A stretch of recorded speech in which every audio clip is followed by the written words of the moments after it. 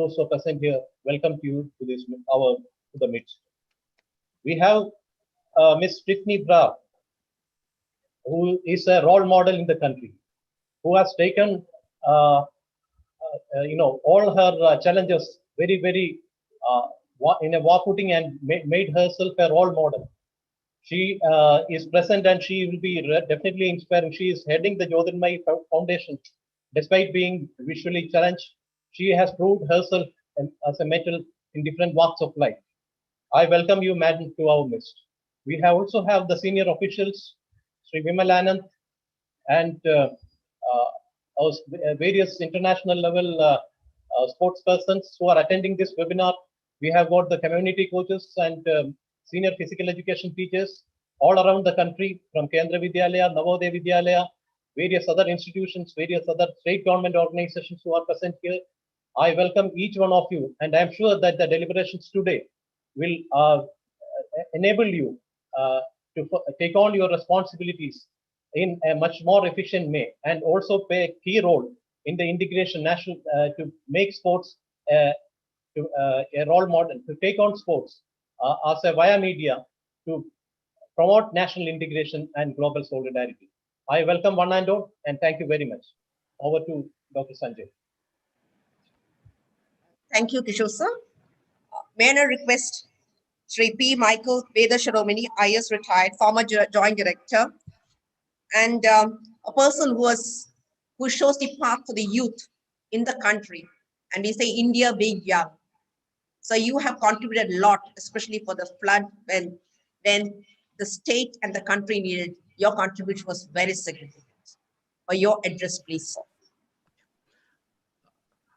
Very good morning to one and all. It's a great pleasure to see such a personalities, especially sports personalities, top achievers, and also the sports organizers, and also giving the leadership to the country, especially under the leadership of Dr. Sandeep and the ministry people and Kishore and your colleagues. Indeed, it gives us such a great pleasure as a sports enthusiast. I may not be a sports achiever, but as a sports enthusiast, I've been always, I think, found it, the sports is the biggest binder in the family. It's the biggest binder in the country, I think what we could say. After that, 2-3 things brings all people together.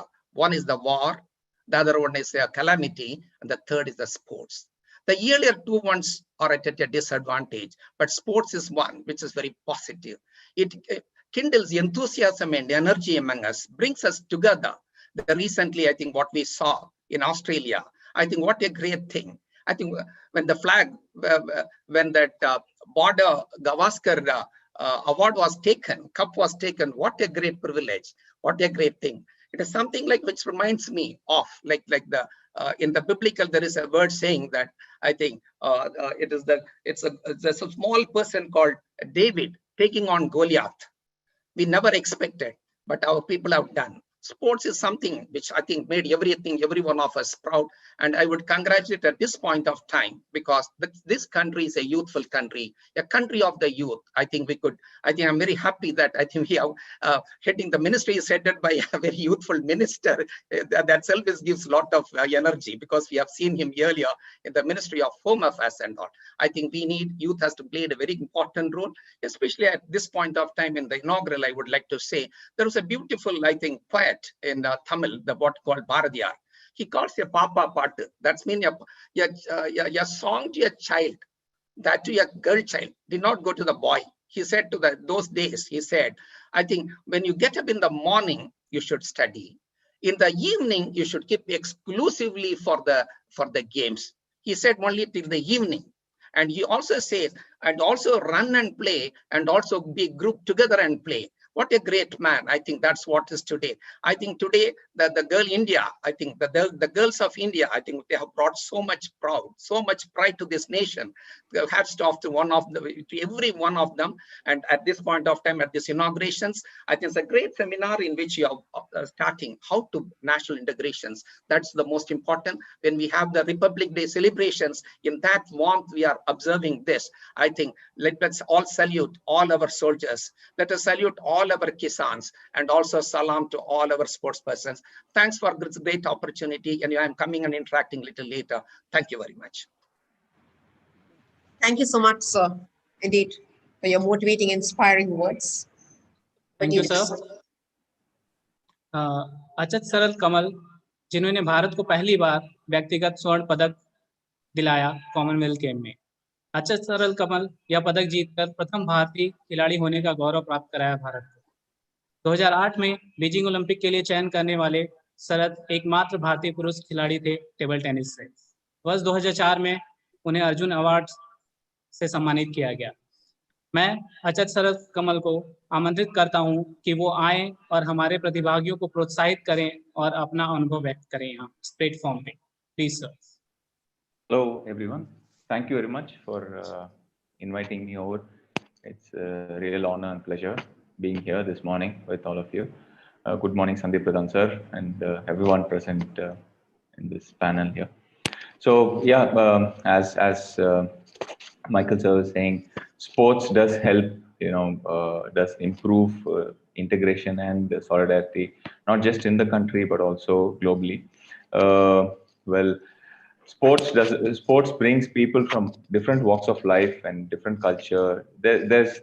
Sport doesn't see any difference in the background or from where they come, and there's no difference in caste or creed or status. It's just we are competing, we are training together, competing against each other, and this is the main motto where sport helps bring unity in the complete nation or even the world for that matter. So a simple example is where the football player from Ivory Coast, Drogba, had even halted or even stopped the civil war in his country, where he could influence and he could come in front and talk to people, and that's the kind of the image or being an icon helps bind the whole country together. So I'm really happy that I'm part of this webinar, and I would like to wish all of them a good luck. Thank you very much. Thank you, Kamal sir, because you have been a role model and inspiration for our sports persons. Thank you so much for the contribution that you've done for the country, brought name and fame for this country. We have Madam Tiffany Brar, a legend, a great, I would say, a person as an ambassador, a role model for the country in terms of women. Her awards are tremendous, from the National Award, and in 2020, she received the awards of Holman Prize Lighthouse, founder of the Jyotirgamaya Foundation, fighting for the rights. And Madam makes it a point of getting things done. A person who has traveled across the world to various countries, given a presentation. Madam Tiffany Brar, for your message, please.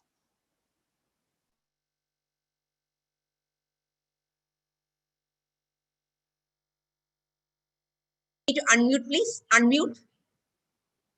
Unmute, please.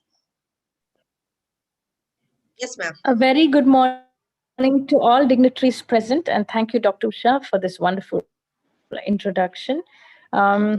Sports Authority of India, yes, thank you so much, because I have been able to do a lot of things which a lot of people with disabilities cannot do.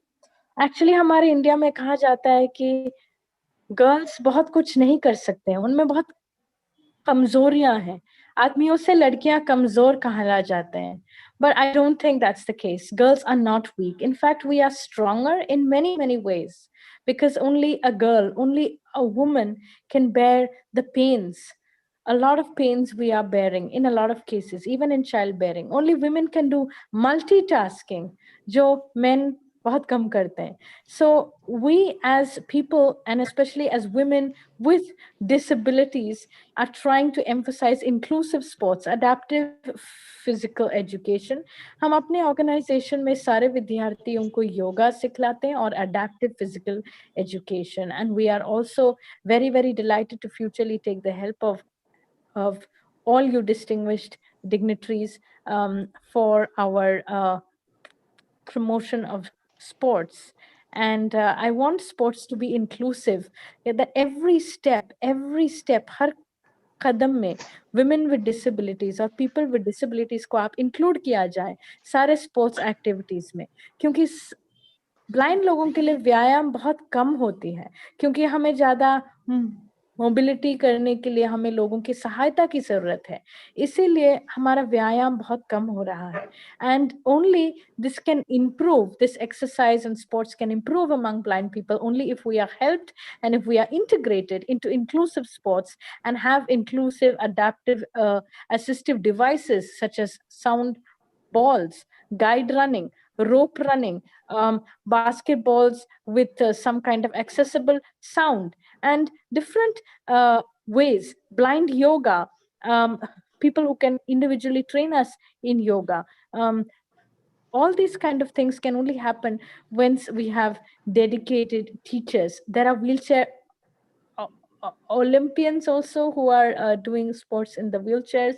And according to the UNCRPD, United Nations Convention of the Rights of Persons with Disabilities, people with disabilities have equal rights for participation in sports and recreational activities. So it is also in the Rights of Persons with Disability Act. I myself have done tandem cycling, which is also in inclusive sports for people with visual impairment who cannot actually ride a cycle on their own, but they can ride a tandem cycle with a sighted companion, and I have done that. Also, people with visual impairment can do wall climbing, which I have done, and they can also do rope riding, rope climbing, they can do swimming. All these things I have done. Horse riding also is a vocation which people with disabilities can do, and they do it a lot in the hilly regions of Tibet and Darjeeling and in a lot of places. So ये सब blind people या people with disabilities कर सकते हैं. There is even wheelchair football, even table tennis, showdown, SHOWDOWN. Showdown is a game similar to table tennis which can be played by people with disabilities, especially visual impairment. मैंने भी खेला है. Germany जब मैं गई थी तब वहां मैंने वॉल क्लाइंबिंग किया, मैंने शोडाउन खेला, और बेल्जियम में भी स्काई डाइविंग करने की opportunity थी मुझे, और बहुत अच्छा लगा मुझे. I've even done paragliding, that also I've done. And so there is nothing that we cannot do. We can do everything, but with adaptations. I'd like to leave you all with these few thoughts of making sports inclusive and integrative and accessible. Thank you very much. Thank you, Madam Tiffany, indeed, because we have a video of Madam Tiffany doing skydiving. So I think we can't think of it. And Madam is not only taking care of those who are visually impaired, she also funds those who are normal, and a person who's computer literate. Madam, thank you so much, because India needs people like you who can actually show and guide the path. Thank you, ma'am. And our DG sir is there. So sir is going to say something definitely for the inclusive PE program or an adaptive physical activity will definitely come into it. Thank you, ma'am. We have a Director General, Sir Shri Sandeep Pradhan, Sir IRS, who's the Director General of Sports Authority of India. And I should say that it was Sir who brought Sports Authority of India and especially Sai LNCP to limelight, not just at the national level, but at the global level. Sir, now everybody talks of Sai LNCP. They talk of India, and it's all because of you, who you trusted us and gave us this opportunity. May I request for your address, please, sir. Dr. Kishore, Principal LNCP, Sharad Kamalji, an eminent table tennis player who needs no introduction, Vimal Anandji, Director in the Ministry of Sports, Mr. Michael, who is carrying immense experience of bureaucracy as well as teaching the bureaucrats as well. Madam Tiffany, I am very impressed the work that you are doing, and you have very beautifully described the inclusiveness of sports, especially for disabled and women, in a very nice manner and effective manner. Madam Usha, all distinguished guests and the participants. Excellence in sport brings pride to a nation. That is one part of it. But its universalization leads to the creation of healthier and happier society. So that's very, very important. Sports improves self-esteem. Just think of a boy or a girl from a small village. When he represents his state, you forget about the nation, the kind of esteem that he gets, and what a personality development or the confidence level that builds is unimaginable. It improves your self-image and provides ability to better deal with the stress, because during the sports you deal with the stress situation with, otherwise in normal life it is very, very difficult to imagine those type of stress. Sports bridges the social gaps and brings people together from across the nation. Just think of various different activities which brings different strata of people together. Just imagine a football match where even 11 players from different religions, from different caste, different creeds, from different economic background, they get together. And when they score a goal, it is possible that a person from a lower caste scores a goal, but all the players will hug him, makes him the hero. Think of the corporates when they play the match with different corporates. A CEO also plays with the peon of the organization. And think of a cricket match where the CEO and the peon, they are just doing a batting on two sides. So when the peon also hits boundary or six, the hug, the appreciation that CEO carries for the peon or any person in the organization is unimaginable. You can see that only and only in sports. So that's the power of sports. All-round character building is incomplete without sports. There is a saying, jo khele wo khile. So the sportsmen, they carry different energy wherever they are even serving. And I come from income tax department, so I got a lot of sports person in our department. So they carry different energy. They are very good, the master of management. We don't have to teach them the principle of management. So people go to the management schools to study management, but the players, they automatically learn all the management skills during their life cycle. Without sports, there cannot be sportsmanship. Sportsmanship is very important from the global perspective. And mostly you have seen the sportsman spirit, that word is coming only from the sports, and now it is applicable entire globe. So whenever you are doing anything, you expect the other person to have a sportsman spirit, to take the decision in right spirit, to take the loss in a right spirit. So those words are actually coming only from the sports. So that is the power of sports. It offers the unique opportunity to sharpen the skills and develop the personality. There are few better ways than the sports to increase the community building. Community bonding is possible. One of very effective way is the sports. It is a great leveler and unifier.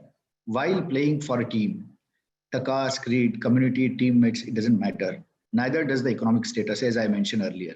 There is evidence to suggest that the dropout rate even in the school and the colleges decreases as a result of engagement of children in the sporting activities. Therefore, in the school, it is very, very important to have the sporting activities. Now, friends, for example, as far as the national building is concerned, just look at the cricket match. If Sourav Ganguly is hitting the boundary or six, Sachin Tendulkar is hitting boundary or six, Virat Kohli is hitting, or any player, Siraj or Bumrah, he takes a wicket. Entire country stands up and cheers. So Siraj takes wicket for the country, not for his state or for the city, and not for his community. That's the power of sports. So it's a great unifier. See, if you look at the old era of India, there are basically only two things that unite the nation. One was sports and one was a Bollywood. Now Bollywood, now it's a globalized, because of globalization, you have Hollywood and and Netflix and all Amazon. So you get to see all the serials from even Turkey and whatnot. But earlier we used to see Hindi movies, even in Northeast or any other part of the country. When you see Amitabh Bachchan, there is an effect. That effect is most evident when you are watching the sports. Any person from any part of the country plays and he is applauded by the entire nation. So that's a sports, that's a power that the sports carries. Friends, I think there are many learned people sitting here. So I would not like to overemphasize the importance of sports as far as the national building is concerned, as far as the community bonding is concerned. And I request, and I'm sure that this particular seminar attended by such a huge number, the huge number will also be available in the evening with Honorable Minister of Youth Affairs and Sports, Kiran Rijiju ji will join and give his blessings to all of you. With these words, I would like to thank Dr. Kishore and his team for wonderful organization of this event, which is evident from the fact that more than 1,500 I think now it's 2,382. It's a huge number. And I'm sure all of you will be immensely benefited by this discussion throughout the day, which will, enlighten all of you to think about a sports from different perspective altogether. Thank you very much. धन्यवाद sir, आपके इस प्रोत्साहन भरे शब्दों के लिए। अवश्य ही आपके ये शब्द हमारे प्रतिभागियों में उत्साह और उमंग जगाएंगे। मैं आज सारे उपस्थित अतिथिगण के प्रति दिल से आभार व्यक्त करना चाहता हूं। महोदय, आपकी उपस्थिति ने इस इवेंट को यादगार बना दिया है। आपकी उपस्थिति और सुझाव के लिए हम आपको धन्यवाद देते हैं। इसी धन्यवाद प्रस्ताव के लिए मैं डॉक्टर उषा एस नायर को आमंत्रित करना चाहता हूं। Ma'am please. Thank you, Dr. Sanjay Prajapati. At the outset, I'd like to thank our most dignified chief guest, sir. But before that, I'd like to thank the Prime Minister and the Sports Minister for bringing the change, a change in India. The entire scenario of sports has changed. And that's because of the vision that our Prime Minister has and Sports Minister has.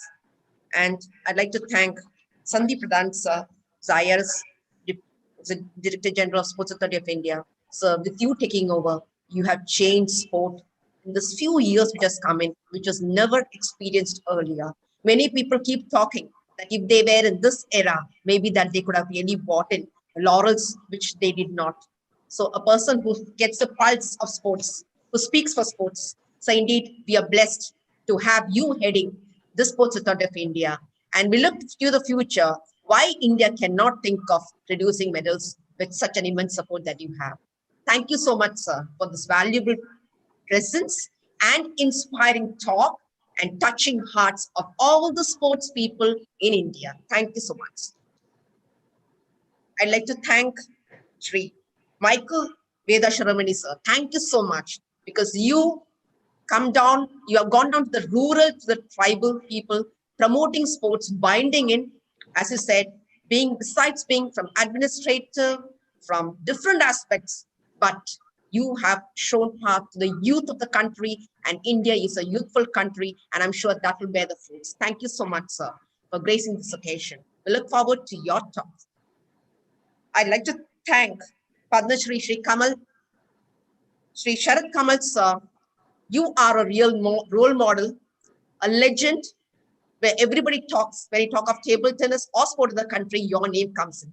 Thank you so much for gracing this occasion and your inspiring words. There are a lot of athletes, sports person, coaches looking at you. Everybody would be wanting to come into your footprints, step onto that, and they would prove that, yes, Sharad sir, what you said, we would prove that one day. Thank you so much, Sharad sir, for this inspiring words. And we look forward to you to keep motivating our youth so that we get many more medals for the country. Thank you, sir.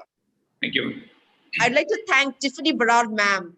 Ma'am, you're a role model, and I don't think there's anything less. Very soon you'll find that the rights, you fight for the right. You fight not only for the women, you fight for everyone. You said that those who are visually impaired, they should not be just good in singing, but they can do anything.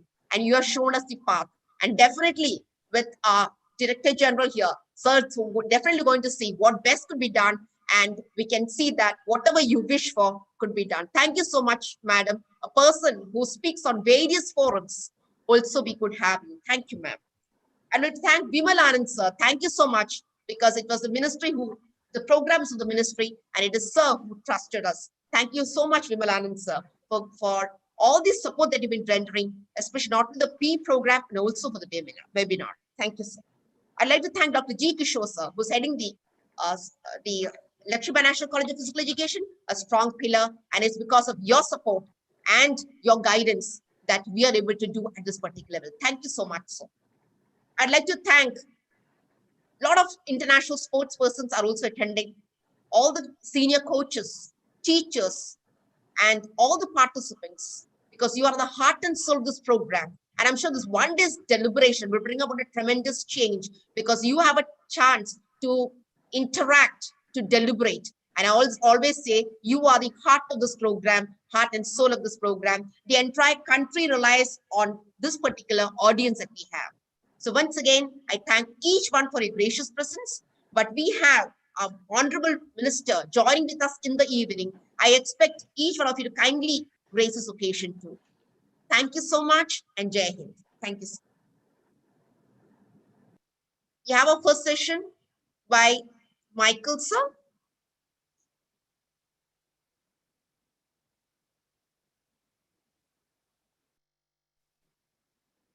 First session by Michael, sir. Yeah, right. So I also forgot to thank Mr. Sujit Panigre. Thank you so much. Sorry. And a person who's been a co-coordinator. Thank you so much for helping us and guiding us, especially in this, the huge project of PN community coaching and for this webinar. Thank you, Mr. Sujit Panigre, who is the CEO of the 365 Office. So, can we have the session, sir? yeah, okay, all right. Most respected guest speaker, P. Michael Veda Shiromani, sir, who's IAS 1982 Kerala batch, who served as a district collector in Wayanad, encouraged sports in the rural areas and especially among the tribal youth, served as the director and vice chancellor in Rajiv Gandhi National Institute of Youth Development under the Ministry of Youth Affairs and Sports, and retired as additional chief secretary of government of Kerala. So indeed, we are very honored to have you amidst us, and yeah, the entire number of youth, coaches, teachers, all eagerly waiting to listen to this speech of yours. So please. Once again, a great good morning to one and all. It's such a great pleasure. I feel that I'm very young today after taking this topic, as well as seeing the young enthusiasts, as well as the number of participants, and also after listening to both Madam Tiffany as well as Mr. Sharat Kamal and our DG Sports Authority of India. It's such a great pleasure. Let me first and foremost congratulate the ministry as well as the institutions, Dr. Kishore, Usha Naya, and other colleagues, including Mr. Vimal Anand and other colleagues, because this institution is very familiar to me. Thank you very much for this great opportunity given, though I am from speaking from Dubai, but my greetings to one and all. I feel as though I am there with all of you. Congratulations for taking a topic which is very, very relevant when we have got the Republic Day celebrations. I think that is the warmth in which we are continuing it all. Thanks off to, I think, the Republic Day greetings to one and all, because to make the India proud. Because when you look at the constitutions, what is that it says? It gives dignity of an individual and the safety of this country. This is the two essence we take from the constitutions. That's what Madam Tiffany said. I think everybody should be given dignity. Everybody should be given opportunity. I think with adaptations, everybody is equal. Thank you very much, Madam Tiffany, for this great message. Today, when we take on the topic of national integrations, yes, the national integrations to many other countries will be much smaller in addressing the issues, but ours is not like. It is something like a continent. You think of languages, you think of I we would call it a sangamam of religions. You think of the languages, what you call, whatever you take it, the caste, the community, the culture, everything is varied. India is the land of varieties. Variety is, it's always said, variety is the spice of life. And that variety, I think today when we have got this much of participants, 2,500, possibly we may be reaching 3,000. I think all belong to different parts of this country. And I heard that internationally also maybe some of our citizens who are abroad like me may be also looking forward for this great program, because it is sports. It is because nothing else. It is sports. Sports bring everybody together. That's what something. It brings the best in us. It brings the best qualities of a human being, because it's always said man is a social animal. The man is a social animal, so the man brings social. I think I would say sports bring the socialness in us into the common figure and brings us one. Because when we look into, as it is said, it is a common languages. When our Pakistan Prime Minister Imran Khan took over as a sports person, I think our hearts were jumping with joy because he's a sportsman. He will take things in a sporty way. That's what we look into. We don't look into any other parts. Sportsman is a sportsman with a sportsman spirit. That's what we look into that. The sportsman talent, irrespective of the place, country, and region, we look for the great excellence. That has got the sports, I would call the magnetic power, the magnetic power. The topic, national integrations. I think in our country, I think we should be proud of this great country. I think when we think of our country, I just wanted to recollect what Mr. Mark Twain said. India is a cradle of human race. He says, India is the cradle of human race, birthplace of human speech, mother of history, grandmother of legends, and great grandmother of traditions. This is what Mark Twain is written about India and this one. I think how many of us, I think we have to be proud of that. I think when we come outside our boundaries, then we know how India is rich in terms of this. We may not be materialistically very rich, but spiritually we are rich. By mind we are rich. This is what something which is great about this Indian country, our Bharat Mahan. That's what is something. I think we should bring this Indian mind together. It should be something that the vibration of the heart from Cape Comorin to Khyber Pass should feel the same. I think that can be brought, not by religion, not by anything else. It can be brought by the sports. That is the unifying factor. That's what I think we have given importance to, importance in the country, also in the administrations, by bringing a ministry separately. Of course, the ministry which is also looks into the youth and the sports. When we look into the sports, I think we always sports and we correlate with the youth, who are the key persons, who are the masters of not only tomorrow, but I would say the youth of today is everything. I think when we think sports, I think we could immediately think it of the youth. We think it of like Kamal, what he has done it and all. We think of the youngsters who are contributing, those who are contributed in our recent matches and all. So it's something great which we do it and all, because sports is a great unifier. In this country, I think when we look into, I think we have to be, because the sports brings solidarity, and also sports teaches many things. Like Pradhanji said, DG said, it unifies it, doesn't differentiate anything. It brings the best. It's all positive. You feel vibrant. You feel the energy and enthusiastic and all. Thanks to the great the opportunities I think we are providing. And we look into this, what is the context? What is that which we can more we do? Khelo India, there are so many other programs I think Sai has taken up and all states have taken it up. When we look into the Indian context on the unity, I think there are states like Hyderabad. We think of Haryana. I think we look into the Northeast. I think people, there are people who have invested and we are bearing the fruits. We are harvesting the fruits and all.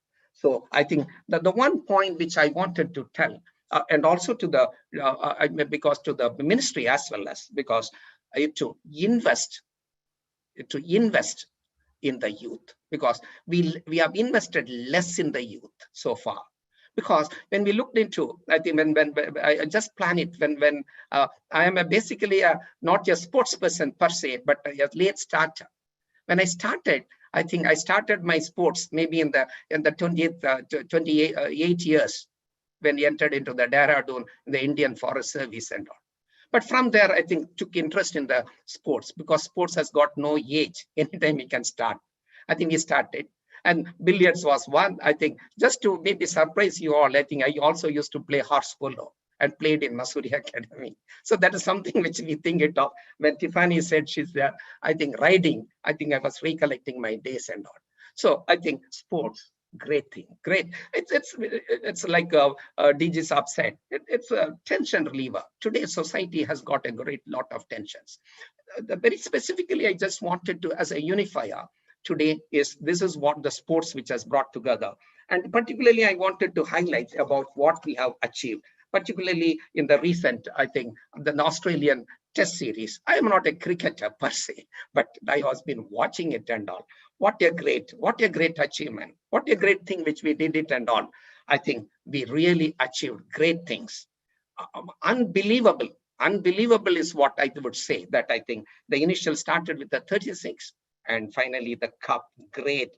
Thanks. Hats off to each of one, our captain, a silent captain. His voice could not be heard. Mr. Pant, Mr. Siraj, Mr. Gill, the Natarajan, the Washington Sundar, one after another, silently contributed.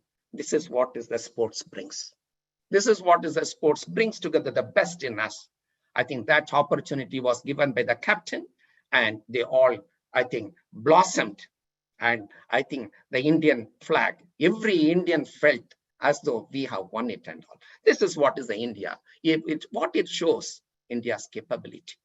India is capable in many, many things. I think only thing is an opportunity to be needed. Like Tiffany said nicely, I think if opportunity provided, I think everything. The Republic Day parade, we have got a lady fighter. The fighter pilot, I think also that was the showpiece. Great. I think we should give an opportunity. So in this context, though I said it earlier, because sports is very important in personality. But in rural India, I think there is a lot of deprivations. I studied in a rural government school. There are deprivations. There are limitations. When you're a day scholar, 80% of the children will be the day scholar. Why 80-90% will be the day scholar in a rural India? So that are all the disadvantages. Though we made the Navodaya Vidyalaya program and all, which has brought every district one school program. Actually, it has produced some of the best of the talents, best of the administrators, best of the scientists. So that is the way I think we need to provide an opportunity. I think we give it that. And particularly, I think when we come into the youth, I would say, I was remembering my district in which I went as a collector. I think my ambition was to, when I will descend down from the Lal Bahadur Shastri Academy, I think I should go to a state which has got a horses. But I think the horses were limited to Trivandrum, to the police only. But I landed in a district called Wayanad, which is in the Nilgiri biosphere, a very bio-rich district. I think I would appeal to, I think it's a tourist spot. I think many of our participants, I think I would say, please do visit such a lovely, I think, the bio world, I would say, to the such a level. But there was not even a 11 football ground was available ready. That was the scenario. But that means what I'm saying that today says there are, despite Kerala, which gives importance to sports, in many places we have not adequately invested at all. So this is the challenge which I think we should look into. Particularly, I would say both the state government as well as the government of India and sports authority, some initiative, I think we should take it so that we should invest. Because today, one of the challenges which we bring to us, it bothers us. Many of the youth, many of the people, I think the recreation is very, very, very less. The recreation is less, so automatically it leads into some alternative. The human persons, the human being needs something in the evening to relax, to relieve themselves, from the hard course of work. That is what is little lacking. I think we need to provide. I just wanted to, since it's a national seminar, I wanted to also caution, I think every district collector, I think district police and others, I think those who are public sectors, I think we should invest in the sports area. I always say ball is something like you put a ball, the 10 people will be there, 10 children will come. I think they will bring together, they will start playing. This is what happens in rural India. Put a ball, that will be a bonder. It will bond every one of them. Then every day, I think that the evening they will start playing like that. That's what the way discipline has started, because the sports gives us discipline. It gives respects to one another. It teaches us silently many good things. Very silently it teaches us to appreciate others, to compete, to enhance our ability. I think when we look into many of the sports persons of the yesteryears, internationally or nationally, all have struggled. All have struggles. I think today, I think India, I think we do have got, after the Asian Games, after the Commonwealth Games, the infrastructure has enhanced, no doubt about it. But that still needs much to be percolated. It has to be taken at a panchayat level. Every village, a girl child should be able to play. That will be the common message which I want to say, because I am a person who is very motivated, very, very thrilled by seeing the young girls' achievements. Especially, I wanted to, at this point of time, I want to remember our Deepa Karmaka, the gymnastic girl from Tripura. When I see her, the struggle in which she came up, she's the person who touched the Olympic. Great. But if you ask what is the facility she had, very limited. This is what, give them opportunity. Somebody said, give me youth, I will make this nation proud. I think give every child yes time to play. Unless your child has not played, I think it will not be. But today, I think that sports facilities is what I think. I would say it's a very practical way of looking into that. If I am the district collector in a district, I would say, please keep open all the schools, all the public places for the public to come and play, and the public should make responsible and take the responsibility to play and excel. That's what. If that is that, because finally, what is the society looks into? The society wants your happiness. The happiness is the most important thing. That happiness is possible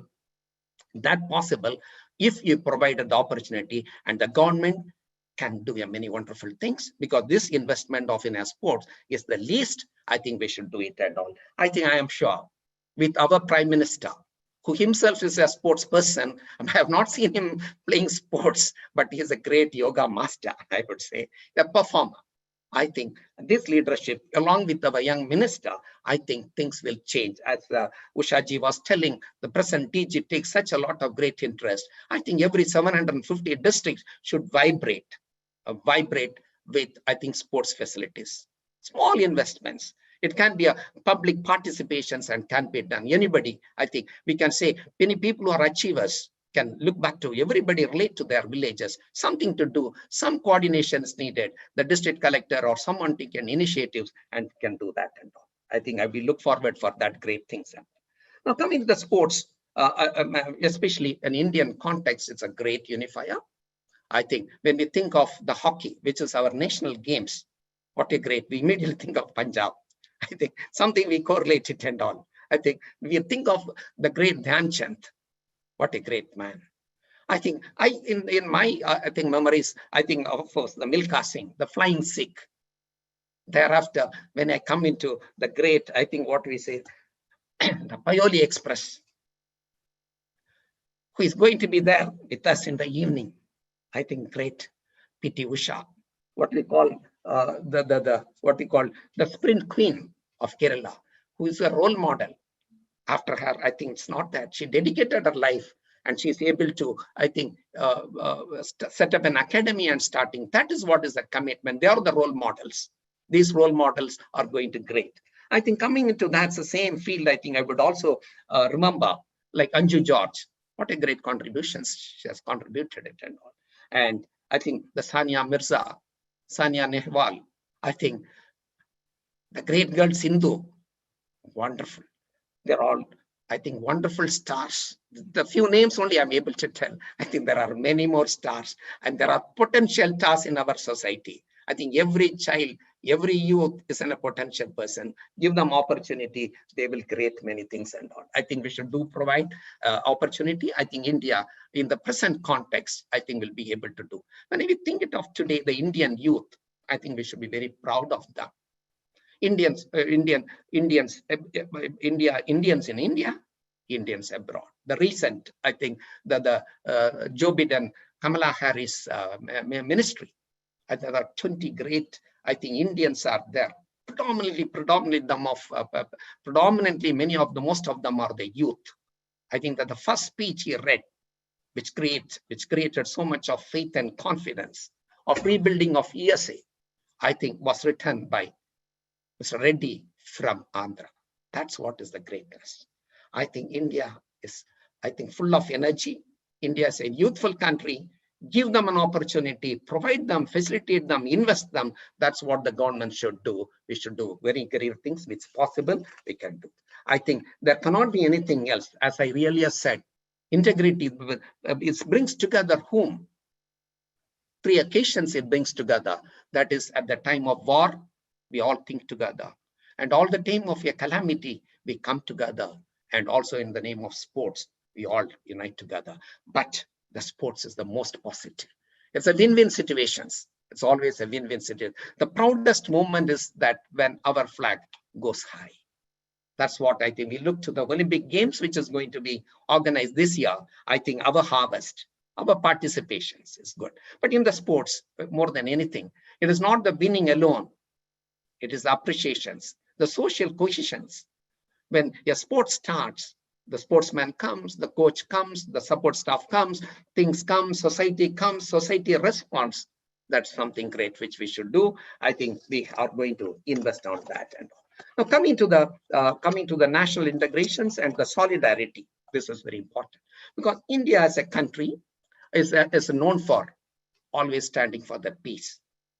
It is not only live and let live peacefully. That's what is India, because India is the one country which we would say that though if you say the per capita income, we share with us, we share with all of our, I think the wildlife and all, despite limitations, despite we share, we live a life of nature. We appreciate nature. We do appreciate and say nature and the wildlife and also the other creations also has got a role to play. That is what is the nation, and that this nation has got a greater role to play in the international peace, because everybody looks to India because we are one of the democracy. Because this democracy is unique democracy than the democracy of other like USA and all. Yeah, our democracy is very variety, diversity, unthinkable. Within a district, the dialect changes, but recently someone showed the Indian flag. It unites every one of us. So I think India has got a great, it's an upcoming country. It is one of the most powerful country not by mere money, but by ideas. I think we have given the best to the world, both in terms of spiritual, in terms of intellectuals. I think it is now time, I think in terms of peace building, because sports is going to be the one of the major I think solidarity maker, because when we say what is solidarity, the solidarity is bringing unity, bringing resilience in us, is a courage and kindness and respect. All this is very important because the solidarity is one of the very fundamental values. I think we should respect, and it's also one of the universal value. And United Nations, which is also going for peace, establishing the peace in this world, has agreed to that. I think sports can play an important role in achieving not only the sustainable development goals, even in the Millennium Development Goals. Provide them the opportunity. I think we will do it and all. So I think Olympics, 3,000 years back, they have started it and all. It is in our culture that I think the best of the world, I think talent should be brought. I think that is the Olympic game which we bring in, I think, which brings us together at the national level so that peace comes together. Even today, when we think of any country with which I think we wanted to, sports is the easiest way to get across. It is the easiest ways to break the barriers, with any country, I think, because sports has got that magnetic power, which we are going to do it. And also just as part of our Indian culture, just wanted to say, because when we think of the Indian culture, each festival has got its own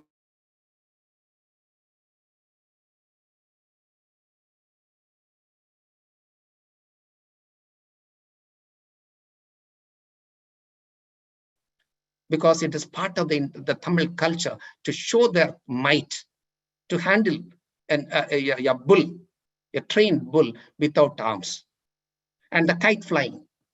And when it comes to Onam, we have got that. I still remember people remembering the Onam Pandu. So this is all something cultural which we are trying to do it and all. Now we as a part of the national as a sports which is bringing national integrations with national unity, I think we should be able to bring solidarity in this world, because India stands for always peace. And sports brings peace. I think the way we are brought together, the way we are appreciating the sports, the importance of sports in national integrations and also globally, I think this will act as in the 21st century. I think as an Indian, we have got a greater role to play to bring peace, and let us use this magnetic power of sports in bringing it together. Thank you very much for this. It's wonderful to see, and I am sure our youngsters who are the stars will take this message further. Thanks to one and all for giving me this great opportunity, and I feel very young and enthusiastic to be with you all. Thank you very much. Thank you so much, sir, indeed, for these inspiring words. Sir, could I just take maybe a few sentences I could speak in Hindi? I'm not going to translate the whole, because I understand Hindi. I understand Hindi. No problem. No, for the participants. Participants. Okay, please. Right. Thank you. हमारे sir जो आज Michael sir youth के लिए काम करते हैं, ये युवा पीढ़ी है, उनके लिए किस तरह प्रोत्साहित देना, उनको हमें क्या क्या फैसिलिटीज प्रोवाइड करना है जिससे कि हम बच्चों का उनका मार्गदर्शन करें। तो कहते हैं इंडिया बहुत कुछ कर सकता है अगर हम उनको सही तरह से अपॉर्चुनिटी दे दें, और एक्सेसिबिलिटी भी देनी जरूरी है, क्योंकि हमारे यहाँ बहुत सारे ऐसे लोग हैं जो आगे आ सकते हैं। सर इस तरह से बताया कि किस तरह से युद्ध भूमि में हो या स्पोर्ट्स, हम किस तरह से कम्युनिटी को एक साथ ला सकते हैं। और जैसे डीजी सर ने कहा कि कोई कास्ट हो, कुछ भी हो, हम लोग जात पात सब छोड़ के जब खेल के मैदान में आते हैं हम सब भूल जाते हैं, और ये एक सहयोग यूनिटी बनाने के लिए बहुत अच्छा माध्यम है। तो सर बोलते हैं स्पोर्ट्स के लिए, अभी सर खुद कह रहे हैं कि मैं सब जो यूथ को देख के मुझे खुद अपना अभी मैं खुद मुझे लग रहा है मेरे में काफी एनर्जी आ गई है, मेरी उम्र थोड़ी और कम हो गई है, सर को ऐसा महसूस हो रहा है। तो मेरे को लगता है ये चमत्कार हमारी युवा पीढ़ी कर सकती है। तो सर ये मैसेज दे रहे थे युवा पीढ़ी के लिए कि जरूर हम अपना जो है खेल के थ्रू हम कैसे भारत का भविष्य बढ़ा सकते हैं, कैसे हम लोगों को एक साथ ला सकते हैं, क्योंकि हम एकता में ज्यादा अगर जोर दें तो भारत एक रहेगा, उसके लिए स्पोर्ट्स खेल का योगदान बहुत ज्यादा रहेगा। So this is one question I'd like to just put across. So Thank now you. the problem is because we know of the rights, but our youth or our sports people may not be much thinking of what right. They work, our sports club work very hard, but then it is very difficult to know where they could get opportunities, and how could we provide them this accessibility? In a very brief sentence, if you could just put across the message for our participants, please. I think the people are struggling. I know, because it's one of the very competitive area. Because for example, selecting a cricketer, how difficult it is in such a massive populations and all. But still, we do have got a system. That system should be encouraged, because everywhere system should be in positions to identify the talents, right from the taluk level or a block level or a village level. That's a way. I think we should have a sportive country. I think when I look into China, I think people come together and join together and do the evening games. That's what I remember that Bharadiyar said, the entire evening is for games. I think that will make us healthy. That will make us wealthy. I think we can do that. I think the country will provide, I think now with our Prime Minister and I think our ministry, I think with all our enthusiasm, it is possible. Thank you. And so what is the message that you'd like to give to our youth? A message. Yeah, I think I still remember one. I think when I was in the Masuri Academy, I used to remember that I used to give two pieces of advice. One, your shoulder. You should have a shoulder, maybe to lean on. The second is that always have a game. I think every youth, I think all the more to the girls' youth, I would say, please do play. I think every day you should play. You should be a cyclist. the Tamil Nadu government, the Bihar government brought so much change through that cycling. It gives such a lot of confidence into the girls, because once you are a cycle rider, I think you are independent. I think I would say, I think sports will transform our lives. I think it will bring the best of the potential, and please do make this opportunity to shine and blossom. Thank you. Thank you so much, sir, for your inspiring words. Sir ये बता रहे थे, मैंने पूछा युवा पीढ़ी के लिए आप क्या मैसेज देना चाहते हैं? सर ने कहा दो, एक तो हम कंधा दें कि जिससे कि हम कोई उस पे विश्वास करे, दूसरा एक खेल में जरूर भाग ले। और सर बोल रहे थे कि कई गवर्नमेंट, तमिलनाडु गवर्नमेंट और बिहार गवर्नमेंट में साइकिलिंग के द्वारा हम बहुत कुछ, जैसे उसकी शुरुआत का से ज्यादा खर्चा नहीं होता, लेकिन ज्यादातर हम लोग अपनी महिलाएं और अपने बेटियों को ज्यादा खेल में उनको प्रोत्साहन करें, और देश में, क्योंकि बेटियों को काफी उनको अपॉर्चुनिटीज कम मिलती है, लेकिन हम सब अगर मिलके करें तो जरूर हम उनका भविष्य और सुंदर बना सकते हैं। Thank you so much, Michael sir, indeed for this inspiring words, and I'm sure all of us have got energy from you, because even though you talk of retire, I don't think you're retired, because age has nothing to do in terms of retirement. You're still very, very fit, and you have spread us the message of fitness. Thank you so much, sir. Thank you. Our next speaker is Dr. G. Kishore, sir. May I take this opportunity to introduce our speaker for the second session, the topic being physical education sport prior to and after independence.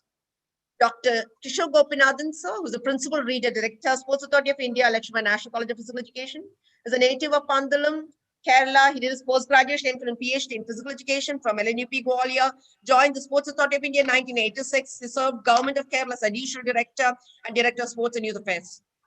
Government of Kerala Sports Council in different tenure and deputation from Sports Authority of India. He also served as the Director Personal SAI Head Office, NSEC Calcutta, NSSC Bangalore. Dr. G. Kishore is in charge as Principal SAI LNCB Trivandrum 2011. He's a recipient of few recognitions and awards. He traveled to many countries in the world on international assignments. He holds a number of important academic positions at the University of Kerala, member of Syndicate and Senate, and also evaluator of the PhD thesis.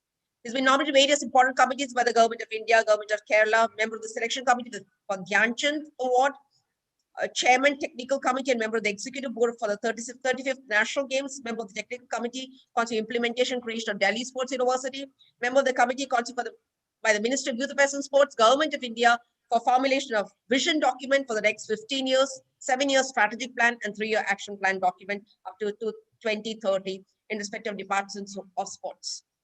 Dr. G. Kishore organized many sports-related workshops at international and national levels. He's attended and presented papers and his lot of publications. On behalf of the Ministry of Youth Affairs and Sports and the organizing committee, a warm welcome to our most dignified speaker, the speaker for the second session, Dr. G. Kishore sir, on the topic physical education and sport prior to and after independence. Sir, for your session, please. Thank you, Dr. Usha. Am I audible? Am I audible? Yes, sir. Yes, sir. So thank you, and most respected resource persons, Michael sir, Mr. Sujit, Dr. Usha, Dr. Sanjay, Sanjeev, and all other beloved participants, physical education teachers, community coaches, international sports persons, organizers, administrators, ladies and gentlemen. So, Michael sir and during the inaugural session, you have been given a total picture on the topic and also its various segments. We are today deliberating on sports for national integration and global solidarity. And this we are doing on the occasion when the country is celebrating the 72nd Republic Day. And maybe in a couple of years, we'll reaching 75 years of independence. So we have already reached 75 years in the independent India. And we are progressing fast in various segments, various sectors of development. You can visibly see it in various sectors. It may be in education, it may be in information technology, it may be in space research, it may be in agriculture, economy, and so on. In all sectors, we are looked up with the rest of the world with envy. And this is of utmost significance about national integration and so global solidarity. When you look around the country and the world, one of the major threats faced by the humanity and the mankind is the various divisive forces which try to create various conflicts, create various troubles, and so that the integrity of the country and also the world peace and solidarity are affected. The divisive forces. So how can physical education and sports contribute, which is already an established fact that physical education sports is the best remedy and the best social equalizer for world peace, for enabling equality, for liberty, for justice, and all what has been underlined by our constitution. So we are in this presentation today, where I am taking the topic of physical education and sports prior and after independence. I would like to touch upon the contribution of our country. The contribution of our country in the field of national integration as well as global solidarity. This will be inter alia.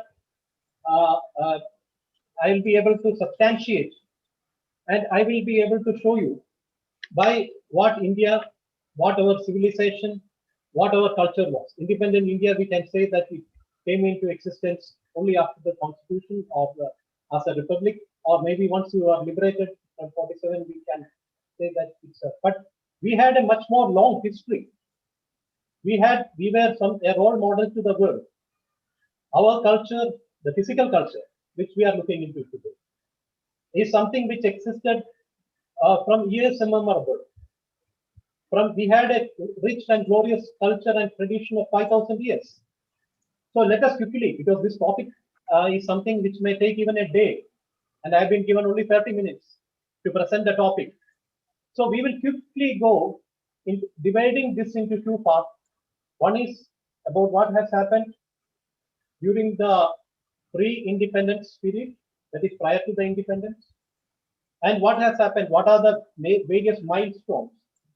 Where are the various milestones of development, and what are the various factors which has to be taken into consideration, and which has happened during the pre and post independence period. And my lookout and my focus would be to substantiate that the culture, the physical culture, the sports culture, which was prevalent in our system, which was inextricably interlinked with our education system, with our traditions, with our myths. Was there something which contributed to the world, or which has shown to the world the path of solidarity, which has substantiated, which has made the world to realize the peace, the slogan that is Vasudhaiva Kudumbakam, that globe as a village. The global village, which you see today in an Olympic village, is a Vasudhaiva Kudumbakam, is a village of global solidarity and global peace. So I would like to quickly go through. I may not be able to, you may kindly excuse me for running through the slides.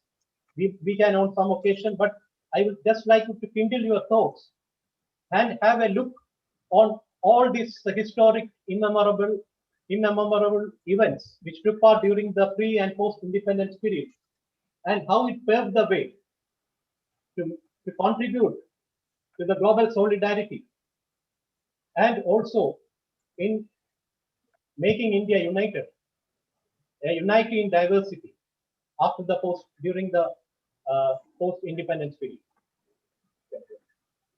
So these are some of the ancient thoughts on education. When there was no modern definitions of education prevalent, our ancient scriptures, the great saints of the country, in our scriptures, it was written. If you go through these definitions deep into, you can realize that it has got so much of in-depth meaning, which meant that the education was so inclusive of all components. It's the components of physical, spiritual, and mental, moral. Everything was there, which was there in the Indian philosophy, the Indian culture from time immemorial. And the Rig Veda, which says that education is something which makes man self-reliant and selfless. Very deep meaning. A self-reliant man and a selfless man has got all the qualities of humanity. Second, education is those whose end product is salvation. If you want to attain salvation, you can attain it through education. That means all required qualities for a human being can be there, which can be inculcated through education. That is what Indian culture has shown.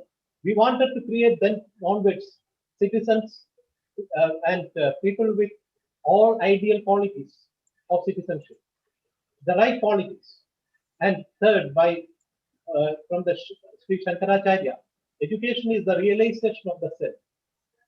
All what's happening in the world through various people who have not realized the self is the main factor why they take various decisions or involves in various antisocial or maybe divisive and various other activities, immoral activities, antisocial activities, unhealthy activities. This is because of the ignorance of your own self. So once you realize that means that you will be contributing. And also the Kautilya what has said, education means training for the country and loving for the nation. A person who is educated will always have in mind a love to the nation, patriotism. So an educated person will always be a patriot. He will love the country. He will love the nation. He will care the nation. Love the nation means caring the fellow citizens, trying for the development, nation building process, participating in the nation building process. So these are some of the ancient thoughts of our great nation. And the world has learned from it. And we need to realize that the physical education sphere, what we try to achieve today, propagate today, to bring education and sports as a part of curriculum, is something which we had always in our ancient days. It was already existing in ancient India, in our civilization, in our culture. It was there always. It was always a part of our culture. It was there from time immemorial. We have shown the world that it's physical education and sport is something which has got immense ingredients for the world to be together, to be peaceful, to be united, to be progressive, and also for a country to be united and to have in mind all ideal qualities of humanity. Then the two other icons with the youth of India most adore. If you say their definitions of education also in the recent, this has come not much of, it is not, we don't call it attention, it is recent that, what has Mahatma Gandhi, our father of nation, has said, that education results in all-round development and growing out of the best in the child's body, mind, body, and spirit. So it is that to keep the body in good health is a duty. Otherwise, we shall not be able to keep the mind strong and clear. So this is what our father of nation has advocated, professed, and campaigned for the youth of the country. He aspired for a generation, to draw out a generation who develops all the faculties, including mind, body, and spirit. And also Swami Vivekananda, who said that you will be nearer to heaven through football than through study of the Gita. So it is that, he also said that yoga philosophy was for Vivekananda an ideal platform for which he to assert the antiquity and superiority of Indian science all over the West. So it is there. If you study these definitions, it is so deep and it is so much of, it contains so much of value and message, which through which we can say that we can learn that how much of it can contribute towards the process of integrating the nation and also integrating the world to contribute towards the world. So this is the tradition of balanced education in India. We were the epicenter of education since time immemorial. We had the ancient universities of the world, Nalanda and Takshashila, were in the ancient India. It is a part of our civilization. And your scriptures, if you go through the scriptures, you can say that both brain and brawn were given equal importance in the Indian system of education. If you go through the scriptures, this is evident. And the system is produced by scholars like Shaka, Sushrita, Aryabhatta, Bhaskaracharya, Chanakya, Patanjali, and numerous others. So they have, if you go through these scriptures, it will show you enough of light on how much of contribution physical education and sports can do towards contributing towards the development of the country, integration of the country, towards building a balanced society, to bring communities together, to bring peace and also unity within the country and all over the world. So that is very important, that a balanced education, to know that during the ancient India, a balanced education system prevailed. And it is what we have shown the rest of the world in our scriptures. So it is from the drawing from the India's heritage that we can know that, from the India's heritage, that, the aim of education in ancient India was not just acquisition of knowledge, as preparation of life in the world or life beyond schooling, but complete realization and liberation of self, according to Swami Vivekananda. So it has got much more. Now, if the education is narrowly focusing, if it is become narrowed down towards only minor objectives, the Indian education system, which was prevalent during the ancient India, was something which the world has learned for the preparation of life in this world. You need to realize yourself as global citizens beyond schooling and complete realization and liberation of self. You get liberated. So that is what the world needs now. That was prevalent in the ancient India. And education is not the amount of information that we put into your brain and runs way out, and once it brought there, undigested of all your life. We must have the life building, man making, character making assimilations of ideas. So it is not something that you acquire the knowledge. So it has got a lot of things to do. It has to be life building education. It has to be man making, and it has to be character making, and it should be assimilation of ideas which we are in need. So that is what. So physical education and sports in India before independence, if we go it little more systematically, I would like to take your attention on to various milestones in our pre-independence period, before independence. How did we progress in the pre-independent India? So the Indian history through the Indus Valley civilization was at its apex when the most of nations of the Europe had not opened their eyes. We could see that, our civilization, that everyone who has studied the history, I need not to reiterate, and whatever we have received from our ancient people as our heritage was based on the tradition and customs of hearsays or legends, and is whether really reliable and cannot be such with certainty, but excavation and prehistoric sites like Mohenjo-daro, Harappa remains of a great civilization existing about 2,500 years ago. And there were many forms of sports and physical activity. The ancient Indians, the ancient our culture, physical activities and sports was very much done, much maybe in a different way. Where they had shown highest esteem to the people with great physical abilities. So gambling, dancing were famous, which was evident in the civilization. But various types of sports, combats, events, martial arts were all prevalent from time immemorial.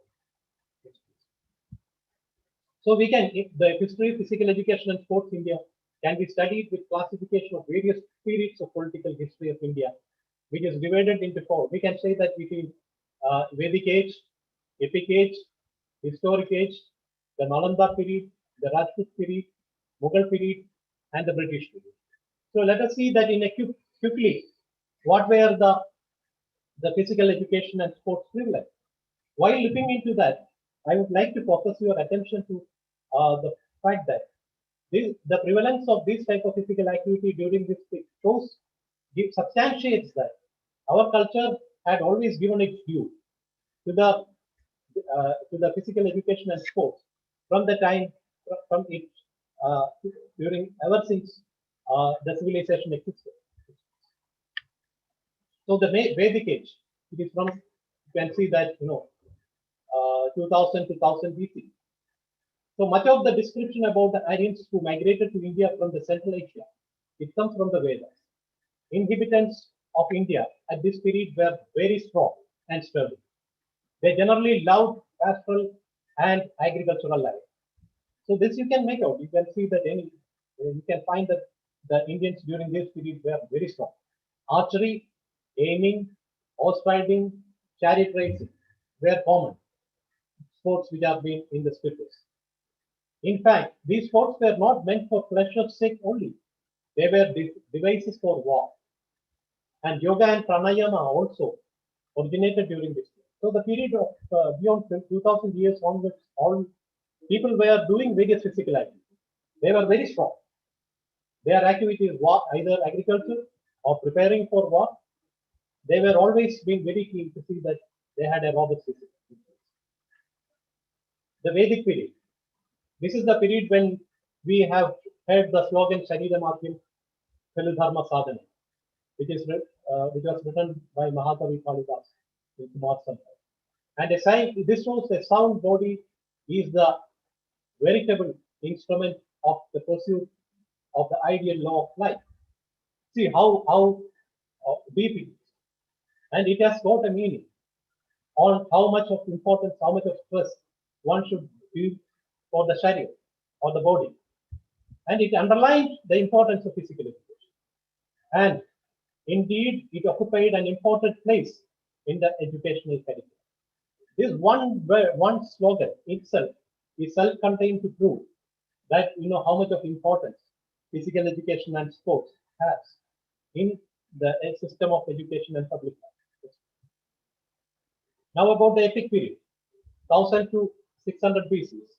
These are epics, the two great epics, Ramayana and Mahabharata, composed of this period, were composed. And both these epics reveals that this period was a period of great turmoil and war. If everyone knows about that, I don't want to reiterate. We can say that. On the other hand, we also come to know that the system of education was quite elaborate. This system had, apart from the scriptural studies, physical education was one of its compulsory items. You could see that, it was a part of their education system. It may be the archery, the javelin throw, the sword fighting, that in different forms. Wrestling, horse riding, chariot racing have been elaborately referred to in Ramayana and Mahabharata. So how much of importance? It was a part of their life. It was a way of life that you can't imagine this period of one who is not physically fit and healthy. And it shows the personality, the character of each person of this period were known by their physical capability. You can say that this is maybe Arjun, Bhima, Krishna, Balrama, Karna, Bhishma, Drona have become immortal for their valor and use of arms and armaments. So this shows how much of importance were given in physical education during this epic period. The Indian Gurukul system, this was something prevalent during the both epic and Vedic period, where there were no physical education teachers, but the knowledge in arms and armaments was given by the same teachers who were well versed with scriptural studies. So the teachers, whomsoever teacher who used to teach the scriptures, the Vedas, used to teach them also how to use the arms and armaments. They were made physically fit. You see the life of any of the people whom we adore. They were taught by the gurus, the Gurukul system, on not only on scriptures, but also on war, on how armaments, how to be in various martial arts. It may be the chariot races, old ancient horse riding. It may be sword fighting in the form of maybe in Kerala we had this Kalari, or south we have Kalari and Thangta in Manipur. So various types of martial arts were prevalent through which the warriors were trained. And they used to Gurukul schools where people lived up to the age of 25 years and learned all physical activities and engaged in mental activities. And by the end of this period, many centers of learning came up. Takshashila, Takshila, Pataliputra, Kanauji, Mithila, etc. A few of them. These were great educational epicenters in the Gurukul system of ancient India, where they given due priority for physical education and sports, maybe in a different form, not the modern Olympics, not the modern sports, but it was prevalent and given highest, it was given with highest priority and of repute and during this period. The historical age, that is 600 BC. During this period, graphically India was divided into hundreds of very tiny states ruled over by kingly clans that frequently fought to each other. And there were general discontent among many religious practices amongst the masses. The physical activities during this period was mainly focused on preparing individuals for war. So once we divided, we are united in diversity now. During the period when we are divided, what was the contention? That we had many various clans, kingly clans, and were tiny states. And all these tiny states fought against each other. And what was the duty of this thing, of the rulers, to prepare their army, and to prepare their army, they used various practices, physical activities, and through which they made and here also, their priority was given that each and every person need to be physically fit and healthy, and so that they can protect their land from invasion of other rulers. The Nalanda period. Nalanda is, that you can see that from the picture, the ancient, where the great ancient civilization existed, and also the university, where we say that one of the ancient universities of the world of there. It was a great seat of learning, where more than 6,000 students, not only from various parts of the country, but also from foreign lands, was great. You see that 6,000 students, even now the greatest universities of the world have only this one. So many of them doesn't have this one. But also from the foreign lands used to come to study. And along the religious and scriptural and philosophical discourse, physical education was taught to the students for keeping good health. So along with they have got the various other areas of studies, various of religious practices, scriptural, philosophical discourses, but that didn't undermine the importance of physical education and sports. Physical education and sports were necessarily a part. Yoga was a part. Pranayama and Surya Namaskar were done every day without exception, all the year around during this period. Next. The Rajput period. This period will be known as that of Himlari And the Rajput were very proud and were divided into hundreds of clans. They did not believe in a central authority and were often at daggers drawn with each other. However, they remained in their full bloom till 13th century. During this period, physical activity and sports were used as a method to prepare for war and maintain high levels of peace. Maybe either in the form because of the necessity of preparing their citizens for war. During Rajput period also, prepare very keen in to see that the high physical culture, high physical fitness are prevalent, are there amongst all the citizens. Next is the Mughal period from 1200 to 1750. This period also marked much of strife in which two communities took part for supremacy over one another. And in whatever form physical education existed during this period, and it existed for the purpose of preparing the individual for the war. So the many of the traditional activities were given a setback during this period. So the Mughal period also physical education existed. Though there was a lot of strife, there was a lot of conflict, there was a lot of war, which was there in other periods also. But physical education was there prevalent during the Mughal period also. And the people practiced various forms of exercise during this period too. So what were the most prevalent practices during the Mughal period? Hunting seems to be very popular sport during this period for the purpose of getting the following practices were good. Wrestling was practiced, boxing was practiced, shotgun was practiced, chess, swimming, and animal fighting. These types of sports were very prevalent during the Mughal period. And now comes the British period. Now after that, the various invasions, various external invasions were there, the various powers, those kinds of powers, the colonial power, which has got the empire which the sun doesn't set all over the world. That is said to be the what is said for the British colonial rule, that the empire where sun doesn't set, because they have got so much of influence over various parts of the world that they were in power, and they have got extended their tentacles and their clutches to the whole part, and India too became their under their clutches in our part. So during the British period, let us see what has happened in physical education. And physical education has always existed in the Indian society in one form or the other, but had never been considered as a part and parcel of school curriculum. It was the ancient British education system existed during this period, but what was the main focus of during the British period was something else. They wanted to keep control over our country. They have many of the people, many of the companies looted the country, and we had their resources. Our resources were taken away. As a result, they didn't give much of priority into the education system, especially towards physical education and sports. And the English in India, the ruler never paid any attention to the inclusive physical education and school education program. They were not interested. They were not much interested in bringing a strong part in Indian physical culture.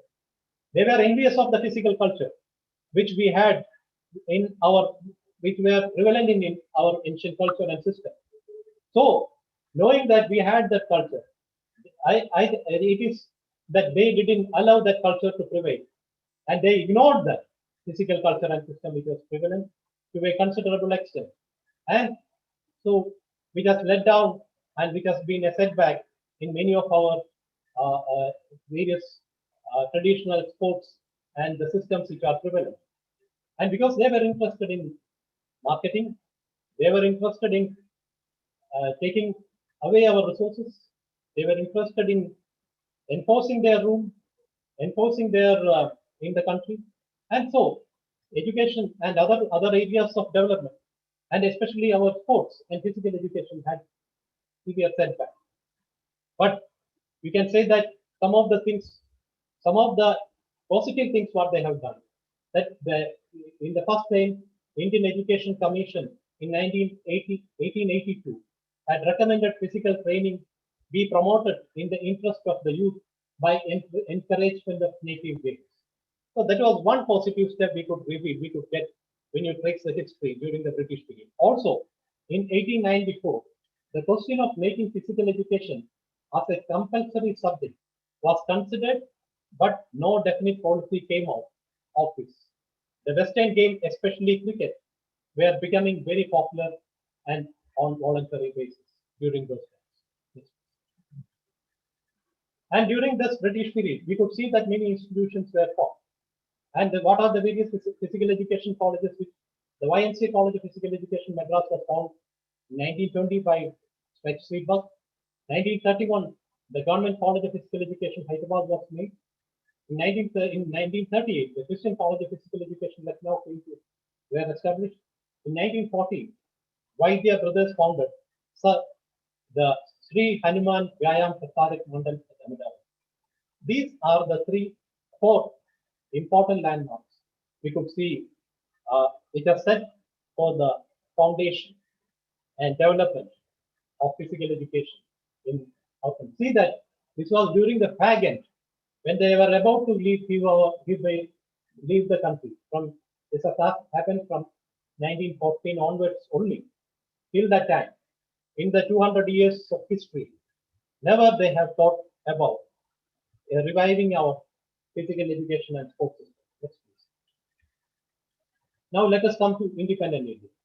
1947 onwards, 15th August 1947 was the historic day when we got ourselves independent, and this land of Bharat through the youth of British servant, and necessitated the formation of new policies, political, educational, and suite of social setup to be built for the nation. India became the democratic country, and the government of India did various efforts to improve the deteriorated status of physical education, which was a result of policies of Britishers. Government of India realized the importance of physical education or physical activities for the people and took various important steps to improve its status. An important step in that direction was the establishment of a committee which was named Tara Chand Committee. This was the first committee which was formed by Government of India after the independence. We started taking various steps for development of physical education and sports. The committee came into existence in 1948. Various recommendations were provided by this committee to improve the condition of physical education and sports in the country. And in the year 1950, the Central Advisory Board on Physical Education and Recreation, CABPER, was established by Government of India. The board advised Government of India on various issues of development, like development of leaders in physical education, institution of scholarship for research in physical education, conduct of national NPED, that time known as the current Fit India, was known from that time onwards known as NPED, National Physical Efficiency Drive, conducting seminars in physical education, providing financial assistance to the colleges of physical education, providing and directing to the stage of development, directions to state governments for affecting the organization of physical education in the respective states. And another important landmark was in 1953, when the coaching scheme was first ever started, which was known as Rajkumari Amrit Kaur coaching scheme. So the scheme was introduced by Government of India with the aim to train good athletes and sportsmen, because the various Olympic Games were happening, and Indian team had to be trained. We had to build a team. So that time, the first effort was to make through the Rajkumari Amrit Kaur coaching scheme. The scheme received popularity since famous players like Major Dhyan Chand, Dr. Ram Singh were working under these schemes. So they were all a part of the scheme. So that was the first initiative in the field of coaching sector. Yes. The next one is establishment of Society for National Institutes of Physical Education and Sports. It is known as SNAICS. The SNAICS was set up in 1965 as an autonomous body to look after the maintenance and administration of two national institutes of physical education and sports, namely the Netaji Subhash National Institute of Sports, Patiala, and the Lakshmi Bai National College of Physical Education, LNCP, Gwalior, and also to initiate steps of sports and games in the country through the national coaching schemes. So by that time onwards, through the Rajkumari Amar Sport Coaching Scheme, so the two establishments were made known as Lakshmi Bai National College, Lakshmi Bai College of Physical Education, that is known as LCPE, and also National Institute of Sports, NAS. So this combining these two, in 1965, an autonomous body was formed, known as SNACS. And this board carried out the advisory functions at the national level in the matters related to promotion of physical education and yoga and sports in the country. Lakshmi Bai National Institute of Physical Education. This was established in 1957 as LCP, Lakshmi Bai College of Physical Education at Gwalior in Madhya Pradesh. Later on, it went into be known as Lakshmi Bai National College of Physical Education, and in 1995, it came to be the deemed university status under UGC and now known as Lakshmi Bai National Institute of Physical Education. This is one of the most important, formidable institutions under the government of India Ministry of Sports, which has done tremendous contribution. And all these great stalwarts during that times, that purposely PM Joseph, General Manekshaw, and General Kariappa, all these people have done immensely contributed to its development of this Lakshmi Bai National College of Physical Education, which has contributed along with other institutions, which I have mentioned earlier, for the development of physical education and sports in the country. So the Ministry of Sports, Youth Affairs and Sports. So in order to promote, the government later felt that we need to have more effort to be made, and an independent department need to be established. We need to have a separate department. So in order to promote physical education throughout the country, Sports and Youth Welfare Department was set up in the year 1958 by the Ministry of Education. An independent ministry was made on 27th May 2000. And 58 onwards, it existed as a part, but it became independent as a ministry from 27th May 2000 onwards as the Ministry of Sports.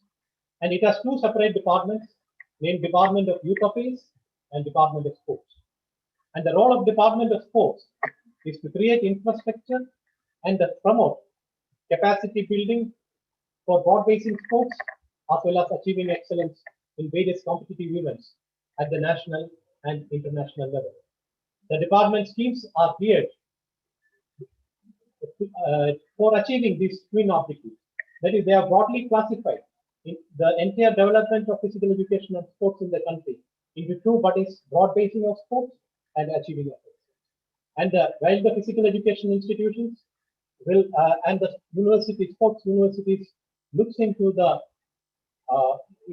dissemination of knowledge and make broad basing of sports, the other part is the various areas of center of excellences, which I will mention later, which has come into, which will look into the excellence of sports. The establishment of Sports Authority of India. After the successful completion of Asian Games in 1982 at New Delhi, the Department of Sports, Government of India, formed Sports Authority of India on 25th January 1984. This organization was formed to increase and raise the standard of sports in India. Thus, I undertook the responsibilities to maintain and utilize grounds to which it is constructed, renovated for the 9th Asian Games held in 1982. It also implemented programs for achieving excellence in sports in different disciplines at the international level. It also produces, manages sports coaches, educators, teachers, and look out other issues like promotion and management of sports in the country. So the Sports Authority of India is now one of the greatest apex organizations in the field of sports, which looks into, it has got various sports training centers, national centers of excellence, various segments for sports science, various for developing and infrastructure of sports in the country. There are various schemes and programs like Halo India, Target Olympic Podium, and which looks into the excellence part. And it will, time is insufficient, otherwise for each of this we require more time. to spell out all its functions, but I think we are all aware about what are its happening. Another important step which we have taken by Ministry of Sports is to have a national policy of education in 1986. Sports and physical education are integral part of learning process and will include evaluation and performance. The nationwide infrastructure for physical education and sports games will be built through education enterprise. These are all enshrined in the policy, National Education Policy of 1986. And the infrastructure will consist of play fields, equipment, coaches, and teacher in physical education as a part of schools. So these were all enlisted, but over the period of time, we found that this also could take us to the directions or to the objectives and target established. So we have then later, the Khelo India program was later introduced in the year 2018, where they have got 12 segments, which looks into playfield development, community coaching, state level Khelo India centers, annual sports competitions, talent search development, utilization and creation and upgradation of sports infrastructure, support to national, regional, and state sports academies, physical fitness of school children, that is under a Fit India new program was launched, sports for women, promotion of sports among people with disabilities, sports for peace and development, promotion of rural, indigenous, and tribal games. So all the segments which are required to be taken care under the ambit of sports development had been envisaged under the Khelo India scheme. Now the Fit India program, we are aware, the community coaching program under which this webinar is organized, is also a vision of Ministry of Sports, Government of India, Ministry of Youth Affairs and Sports, Government of India, to see that every Indian citizen, every Indian youth will have access towards participating in physical activities.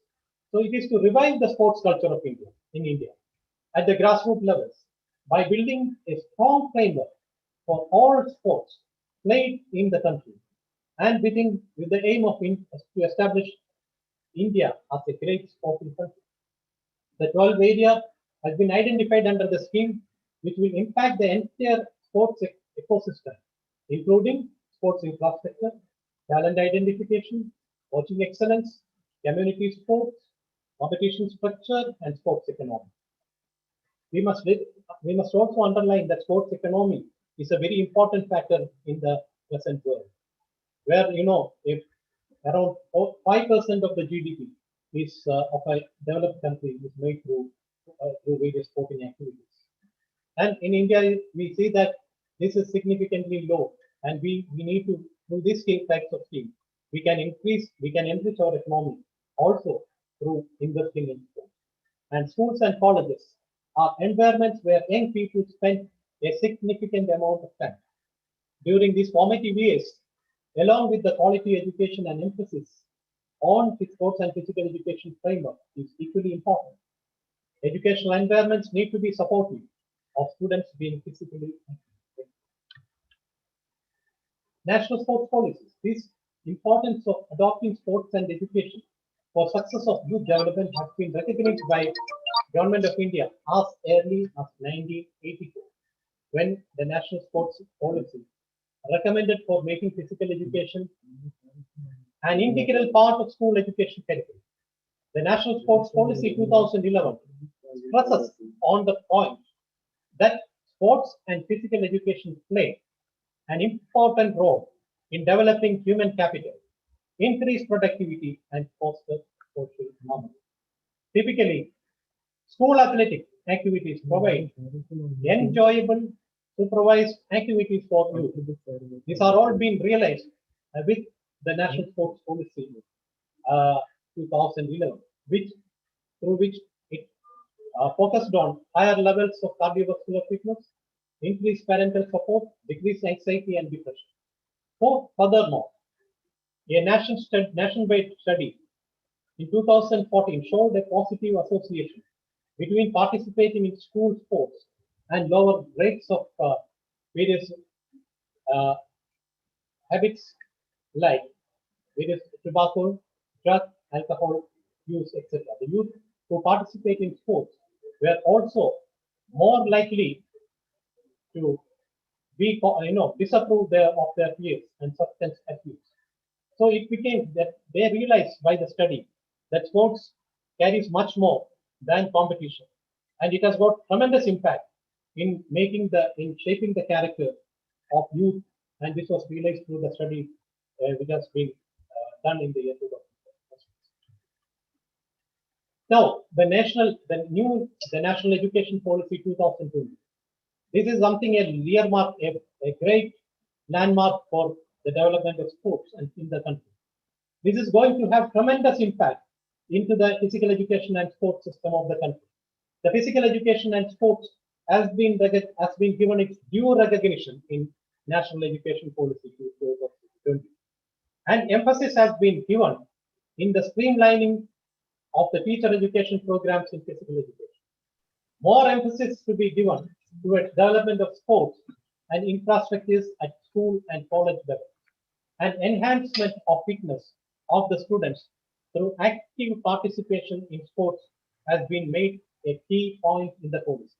Whatever changes which are happening now in the education system all over the country through the various boards, central boards, are a net result as a beginning. It's a beginning only of the implementation of the new national education policy.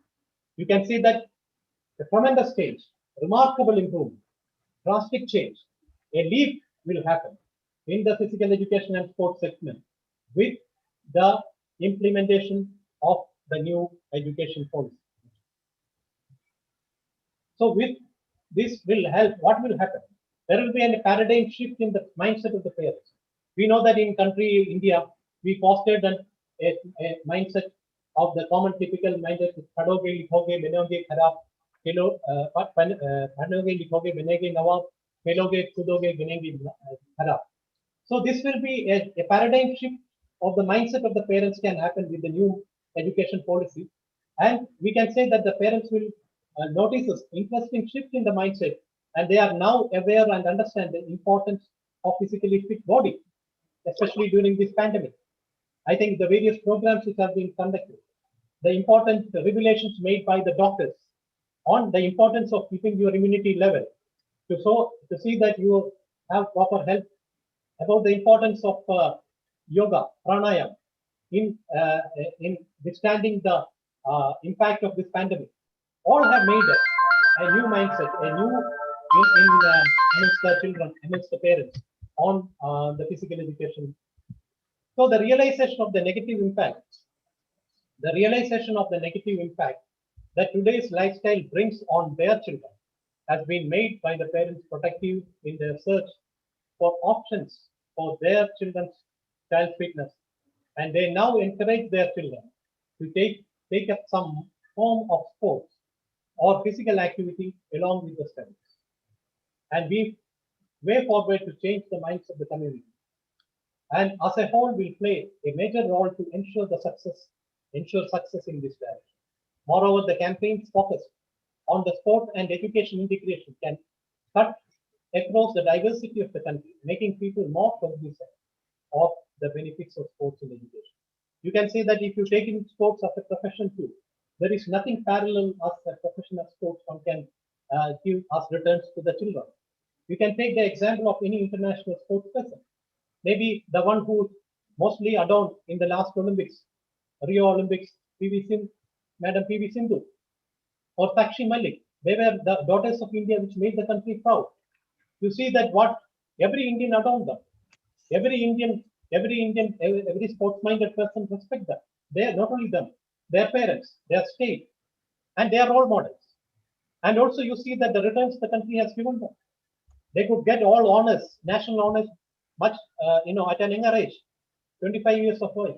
If they look into material benefits, the sort of rewards, awards, cash awards they got tremendous. They are very, very well established in every sphere. So it is most important, it is most vital, and it is very important that the parents, the community, the society must realize sports not only as where someone can as a recreation or maybe as a fun, but also is a profession. It's now a career one can take up, which is so rewarding and has got tremendous returns in one's life. So these are some of the positive effects of education in sports. So children are introduced to the benefits of healthy lifestyle early in their lives, instilling the habit and culture of taking outdoor activities.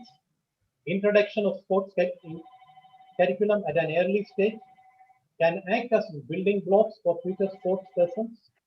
It can develop a strong ecosystem along with other stakeholders such as authorities, federations, sports club, etc.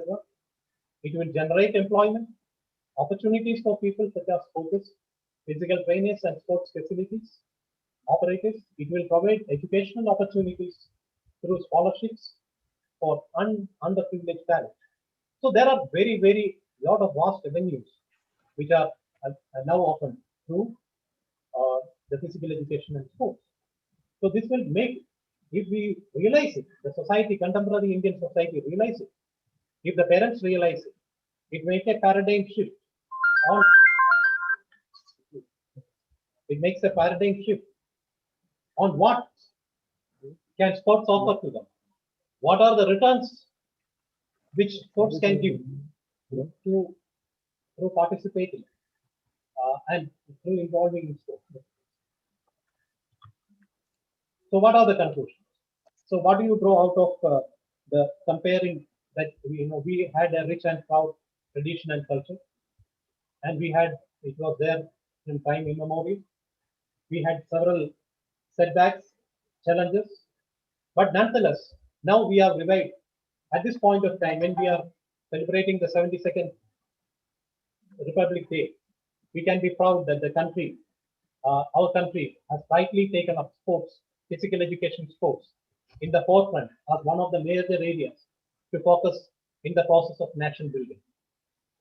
And it is why our Honorable Prime Minister has given a very important message about this being a part of about the importance of sports as a social equilibrium. That it is said that it is his words, I am paraphrasing, that families that play together stay together. Communities that play together stay together. Nations that play together stay together. So we are a large and diverse nation. And sports can be a great means of national integration. And this is what the words by our Honorable Prime Minister Sri Narendra Modi ji, and also by which has been taken into action by our respected Sports Minister Sri Kiran Rijiju. So that is the conclusion, is that if you imbibe this word and take every Indian citizen, take every Indian youth are drawn towards sports and physical education, we will see a remarkable change in the country's human resources. We will change not only in the social sector, in making them inculcate ideal qualities of citizenship. They will be resourceful. There will be more productivity. There will be more contribution, and they will be more as global citizens, raised as global citizens. And at the same time, we will achieve more in the global scenario in progressing towards development as one of the greatest, mightiest power in the world in every field, and also as a great sporting nation in the times to come. So young people are the assets of the country and the world. The highest under 25 population in the world. India stands to gain with more work output with the human resources available. But then preserving the human resources, maintaining the longevity of the young ones, it's a challenge to India, one of the fastest nations, developing nations of the world. Therefore, to enable an individual to lead happy, enjoyable, healthy life as a member of society, he should regularly engage in games and sports, in different exercise programs to ensure development of physical fitness and learn skills in sports and games, which have a carryover value.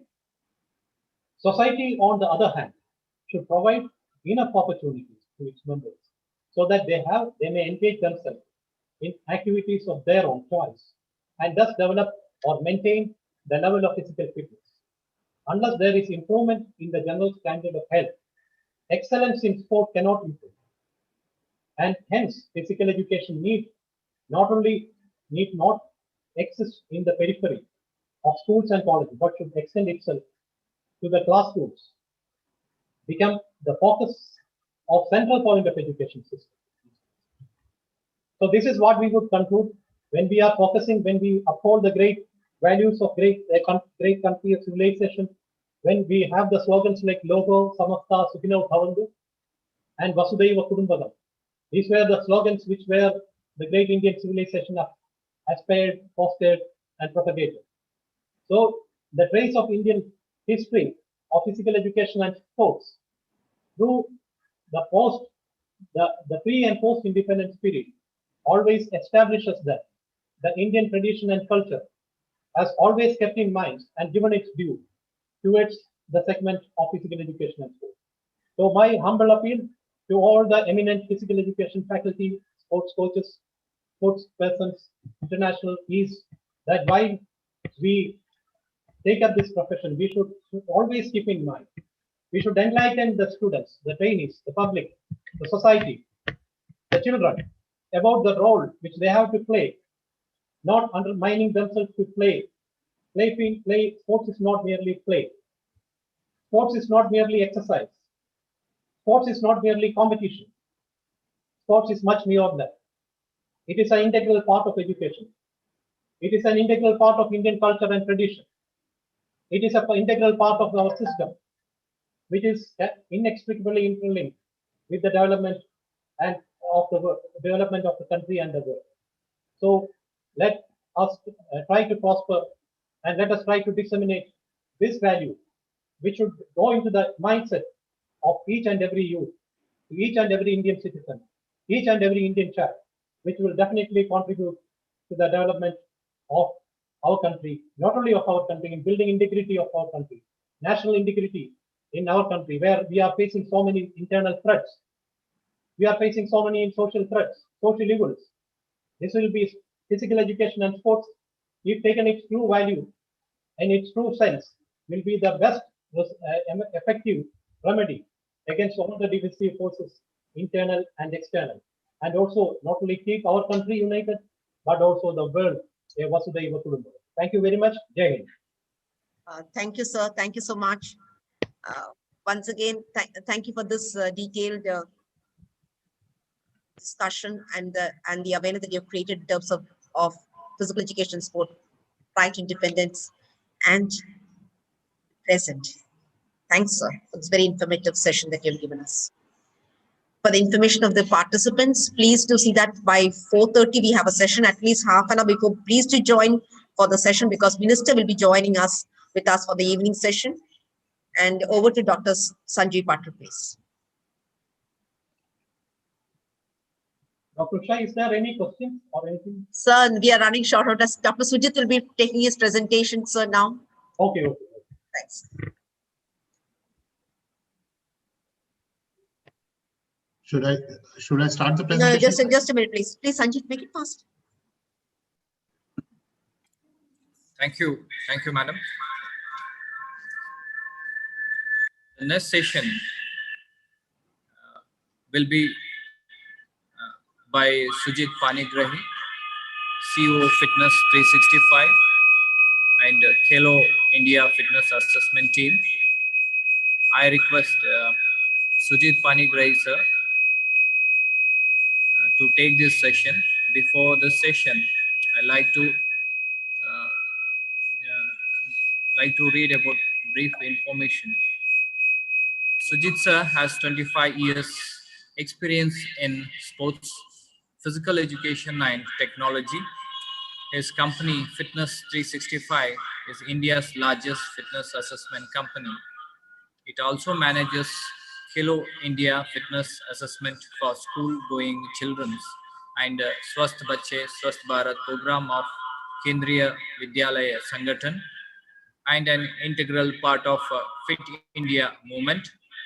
Sujit sir is GC member at Sports Skill Council India and member of CBSE and NCERT curriculum committees. He was the Additional DG Technology for Commonwealth Games Delhi 2010. He is a graduate and postgraduate from BITS Pilani. Sir, on this occasion, on behalf of Ministry of Youth Affairs and Sports, Hello India, Sai LNCP, and behalf of our respected principal, sir, I welcome you for this beautiful session, sir. Thank you so much, sir. At the outside, I would like to place my gratitude to Ministry of Youth Affairs and Sports, Sports Authority of India, and Sai LNCP Trivandrum. And it was a pleasure meeting Mr. Michael Velda and also Padma Shri Sharad Kamal and Tiffany Brad ma'am also. So without taking much time, I would like to talk about this very important topic, sports for peace. When this topic was given, so basically it was very interesting to put it all together also, because sports is indeed about, My presentation. it's about, ma'am, can you hear? Is the voice audible? Yes, it's audible. Okay. So this is a very important topic when you're talking about sports and peace. So let's look at what it means. Peace is something which is necessary for all development. That's what everyone knows कि हमें कोई भी development करना है तो peaceful environment होना बहुत जरूरी है. और development का मतलब क्या होता है? Development का मतलब होता है social development हो, cultural development हो, India और economic progress हो country का. तो इसके लिए बहुत जरूरी चीज है कि पीस होना चाहिए, पीसफुल एनवायरनमेंट होना बहुत जरूरी है. और जब कभी कोई भी वायलेंट कॉन्फ्लिक्ट हुआ है, किसी भी एजिटेशन हुआ है या कोई मिलिटेंसी हुआ है या क्रॉस बॉर्डर टेररिज्म हुआ है, तो जो भी हमने डेवलपमेंटल गेन्स किए होते हैं वो सारे खत्म हो जाते हैं. और हमने ये देखा है कि अगर हम और हमारे पास अगर 100 रुपए है, क्या उसमें हम गन खरीदे कि और उसमें हम और आम आदमी के लिए ब्रेड बटर खरीदे. काफी सारे सोसाइटीज के पास ये चॉइस रहता है कि whether we want to get into violent और invest in guns और to invest in butter, basic human needs के बारे में हम बात करते हैं. तो इसलिए बहुत इंपॉर्टेंट चीज है, किसी भी डेवलपमेंट के लिए पीस की बहुत जरूरी है. पीस क्या होता है? दो तरीके की पीस हम बात करते हैं. एक है नेगेटिव पीस, दूसरा हो गया पॉजिटिव पीस. नेगेटिव पीस होता है जिसकी अगर उसकी वायलेंट कॉन्फ्लिक्ट की एब्सेंस होता है, अगर वो वायलेंट कॉन्फ्लिक्ट नहीं होता है, जैसे दंगेबाज हो गया, फियर हो गया, हेट्रेड हो गया, इनजस्टिस हो गया, या सोशल और इकोनॉमिक एक्सक्लूजन हो गया, जैसे डीजी सर ने बताया था कि कोई गरीब घर से हो या कोई अमीर घर से हो या कोई भी बैकग्राउंड से हो, अगर वो एब्सेंस है तो हम उसको नेगेटिव पीस हम कहते हैं. उसमें वायलेंट कॉन्फ्लिक्ट तो नहीं होता है, लेकिन बाकी सारी चीजें एग्जिस्ट करता है फिर भी. जैसे भेदभाव अभी भी एग्जिस्ट कर रहा है, तो लड़ाई नहीं हो रहा है लेकिन भेदभाव ऑलरेडी होता है. तो इसमें हमारे बेसिक नीड्स जो है, ह्यूमन लाइफ के नीड्स है, उसमें बड़ी प्रॉब्लम होता है. और पॉजिटिव पीस ये होता है कि जिसमें ना तो वायलेंट कॉन्फ्लिक्ट हो, ना कोई स्ट्रक्चरल वायलेंस हो. इसका मतलब है कि वहां पे जो सिस्टम्स बने हुए हैं उसमें पॉवर्टी, इलिटरेसी, जो रूट कॉजेस है कॉन्फ्लिक्ट का, वो दूर हो जाता है. तो उसमें क्या होता है, उस ऑप्टिमल एनवायरनमेंट होता है प्रोग्रेस के लिए. तो इसलिए नेगेटिव पीस के बारे में हमें पता होना चाहिए, पॉजिटिव पीस के बारे में हम बात करें. सोशल एक्सक्लूजन एक बहुत इंपॉर्टेंट चीज है. इसका मतलब होता है कि हम जो भेदभाव की बात कर रहे हैं, भेदभाव किस तरीके से हो सकता है? अनएम्प्लॉयमेंट हो सकता है, किसी के पास नौकरी है तो किसी के पास नहीं है. दूसरा, किसी के पास कोई पर्टिकुलर स्किल है तो दूसरे के पास नहीं है. वेदर इट इज अगर मैं स्टिचिंग कर रहा हूँ, स्पोर्ट्स कर रहा हूँ, या किसी तरह का स्किल हो या कम्युनिकेशन स्किल हो, किसी के पास होता है तो किसी के पास नहीं होता है, तो उसमें सोशल एक्सक्लूजन हो जाता है. Low income, high income, poor housing, high और better housing, crime rate high है या लो है, पुअर हेल्थ है या नहीं है, और फैमिली में प्रॉब्लम्स है. तो इसके लिए दो मेन प्रॉब्लम्स है. Lack of personal human capital, जिसमें स्किल्स और एजुकेशन की बात करते हैं. सेकंड इंपॉर्टेंट चीज है, अब जैसे किशोर सर ने बताया और डीजी सर ने बताया था, स्पोर्ट्स और एजुकेशन, काफी स्पोर्ट्स के थ्रू आप एजुकेट होते हैं, तो कॉन्फिडेंस, सेल्फ एस्टीम और रिस्ट्रीट, ये भी एक इम्पॉर्टेंट है. और सेल्फ ऑर्गेनाइजेशन और मतलब सेल्फ कॉन्फिडेंस की बात हो गई, एम्प्लॉयबिलिटी. अगर सोशल कैपिटल की बात कर रहे हैं तो उसमें हमारे पास, अगर हम बाकी की दुनिया के साथ हम जुड़े नहीं है, या हमारे पास कोई सेंस ऑफ लोकल आइडेंटिटी नहीं है, कि कुछ स्टेट्स होते हैं उसे मैटर ऑफ प्राइड होता है तो, और कहीं पे कम होता है. क्योंकि हम 36 स्टेट्स और यूनियन टेरिटरीज है, ये चीजें हैं हमारे इसमें कि अलग अलग स्टेट्स के अलग अलग स्टेटस है. सॉलिडारिटी और इक्वालिटी होते हैं कम्युनिटी मेंबर्स के साथ, आप किस तरीके से आपकी स्टैंडिंग है, और ट्रस्ट और रेस्पेक्ट होना चाहिए. ये सारे होती है जो सोशल एक्सक्लूजन की बात करते हैं. तो इंडिया में जैसे अलग अलग कल्चर है, अलग अलग स्टेट्स है, अलग अलग लैंग्वेजेस है। ये है जो एक्स हमारा सेक्रेटरी जनरल थे 2000 शायद 15-16 में वो रिटायर हुए। उनका एक ये था कि sports is a language that each of us can speak. जब कोई क्रिकेट खेलता है, फुटबॉल खेलता है, तो हर कोई उसको देखता है, उसमें कमेंटेटर की लैंग्वेज के ऊपर नहीं है, तो हर कोई उसको सेलिब्रेट करता है, हर किसी का सक्सेस फेलियर हर एक को पूरा कंट्री सेलिब्रेट करता है एक साथ। तो स्पोर्ट्स एक माध्यम है जिसके थ्रू हम हर कोई उसको एंजॉय करता है, हर कोई उसको रिस्पेक्ट करता है। स्पोर्ट्स फॉर डेवलपमेंट और पीस क्या होता है? स्पोर्ट्स फॉर डेवलपमेंट और पीस का मतलब है कि स्पोर्ट्स को हम intentional use of sports, physical activity of play to attain specific development and peace objective. इसका मतलब हो गया जो मिलेनियम डेवलपमेंट गोल्स बने हुए थे, यूएन ने बनाया था, 8 मिलेनियम डेवलपमेंट गोल्स बने हुए थे, आप उसको देख सकते हैं। तो उसमें ये कहते हैं कि हम इंटेंशनली स्पोर्ट्स, फिजिकल एक्टिविटी और प्ले को किस तरीके से यूज करें ताकि हम स्पेसिफिकली डेवलपमेंट और पीस के गोल्स को हम अचीव कर पाते हैं। तो हम स्पोर्ट्स फॉर डेवलपमेंट और पीस का मतलब यही है कि हम स्पोर्ट्स की यूज करके हम पीस पाए। फॉर्मर प्राइम मिनिस्टर और प्रेसिडेंट जो इजराइल के हैं, उन्होंने 2004 एथेंस के राउंड टेबल जो बना था स्पोर्ट्स फॉर डेवलपमेंट और पीस में, उन्होंने बोला था you don't have to wait for peace in order to use peace for peace, sports for peace, you can use sport to achieve peace. वो कह रहे हैं कि हमें पीस के लिए वेट करने की जरूरत नहीं है। अगर कहीं पे कोई प्रॉब्लम है तो ये जरूरी नहीं कि हम स्पोर्ट्स के माध्यम यूज करें उसमें। मान लीजिए कि गर्ल्स पार्टिसिपेशन नहीं है किसी जगह पे, या तो कहीं पे lower caste of the society है, या तो जो इकोनॉमिकली डाउन ट्रोडन है, जब तक वहां पे पीस नहीं आ जाते तब तक हम स्पोर्ट्स नहीं यूज करें। वो कह रहे हैं कि आप स्पोर्ट्स की यूज कीजिए पीस को अचीव करने के लिए। ये बहुत इजी है। डीजी सर ने बहुत सारे एग्जांपल्स भी दिए थे, क्रिकेट, फुटबॉल, बहुत सारे में, जिसमें ऑटोमेटिक हर तरह का लोग, प्लेयर्स जब पार्टिसिपेट करते हैं, हर कोई एंजॉय करता है। कंपनी का सीईओ या उस ऑफिस के पीओन हो, जैसे उन्होंने बताया था। Sports has a tool to prevent conflict and peace. इसमें क्या क्या होता है? तो ये स्पोर्ट्स है हमारा, कोई कॉन्फ्लिक्ट या तो पीस हम डायरेक्टली नहीं अचीव हो सकता है, लेकिन स्पोर्ट्स के थ्रू बहुत सारी चीजें हम अचीव कर सकते हैं। जैसे एग्जांपल हो गया सोशल, इकोनॉमिक और कल्चरल डिवाइड जो होता है हमारे देश में, अलग अलग तरीके से, या तो आर्थिक हो, या तो ये सोशल हो, या तो कल्चरली, अगर हम कंट्री में डिवाइड है कहीं पे भी, हम उसको स्पोर्ट्स के थ्रू माध्यम से हम उसको ब्रिज को कम कर सकते हैं, ब्रिज बना सकते हैं। दूसरा, अगर होमलेस लोग हैं, बहुत सारे के पास नौकरी नहीं है, अभी हम बच्चों की बात करें तो 38 करोड़ बच्चों में से 8 करोड़ बच्चों का पास अभी स्कूल एजुकेशन भी नहीं है। क्या हम उनको स्पोर्ट्स के थ्रू हम उनको लाइवलीहुड दे सकते हैं? हाँ, दे सकते हैं। पॉलिटिकल टेंशन अगर है तो हम उसको भी रिड्यूस कर सकते हैं उसमें। काफी सारे इंडिया पाकिस्तान का जब भी पॉलिटिकल टेंशन हुआ है, हम स्पोर्ट्स क्रिकेट मैच खेल के उसको रिड्यूस किए, कॉन्फिडेंस बिल्डिंग किए। इंडिजिनियस कल्चर जैसे ट्रेडिशनल गेम्स हो गया, आर्ट, म्यूजिक, डांस, हर चीज में फिटनेस स्पोर्ट्स है, तो हम उसको स्ट्रेंथन कर सकते हैं। पार्टिसिपेशन इन क्रिमिनल गैंग्स और आर्म्ड मिलिशिया, तो जहां जहां पे अगर आर्म कहीं पे क्रिमिनल्स है ये हैं, तो आप अगर स्पोर्ट्स यूज करें तो बहुत सारे लोग मेन स्ट्रीम में आ सकते हैं। बहुत सारी जगह पर दिखा गया है इंडिया में, बहुत सारे स्टेट्स है जहाँ पे ये प्रॉब्लम्स थे, और वो सारे स्टेट्स अगर देखा जाए तो स्पोर्ट्स में काफी अच्छे कर रहे हैं।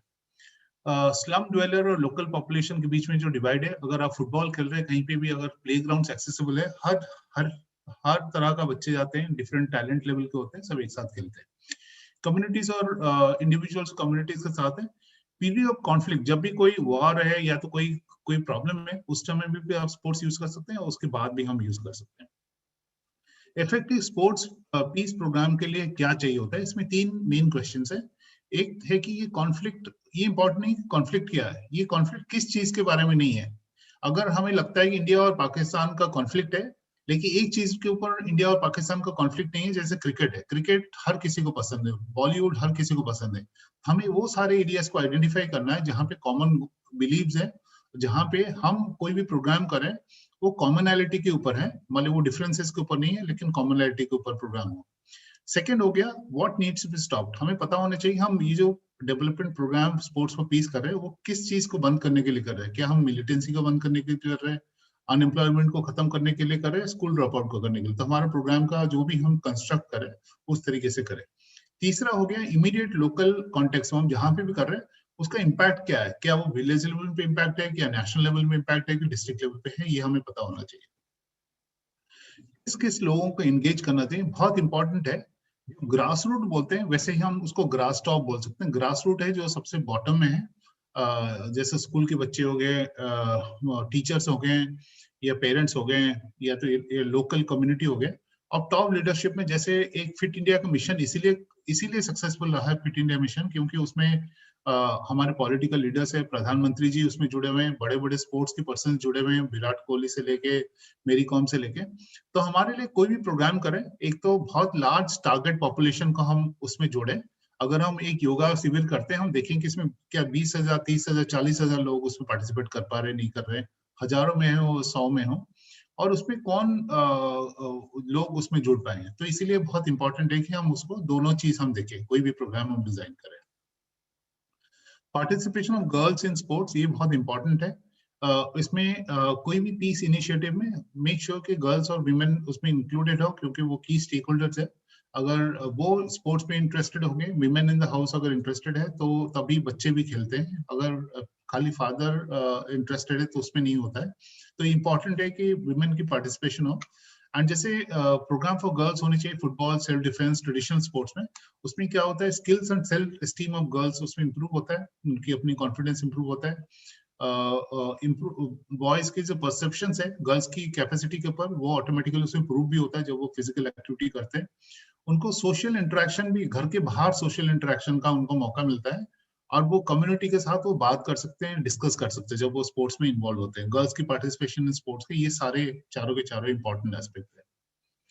अगर हम उसको देखें, पीस मेकिंग मैट्रिक्स की बात करें, हमने बात किया कि हम की लोगों को इन्वॉल्व करें हाईएस्ट लेवल पे।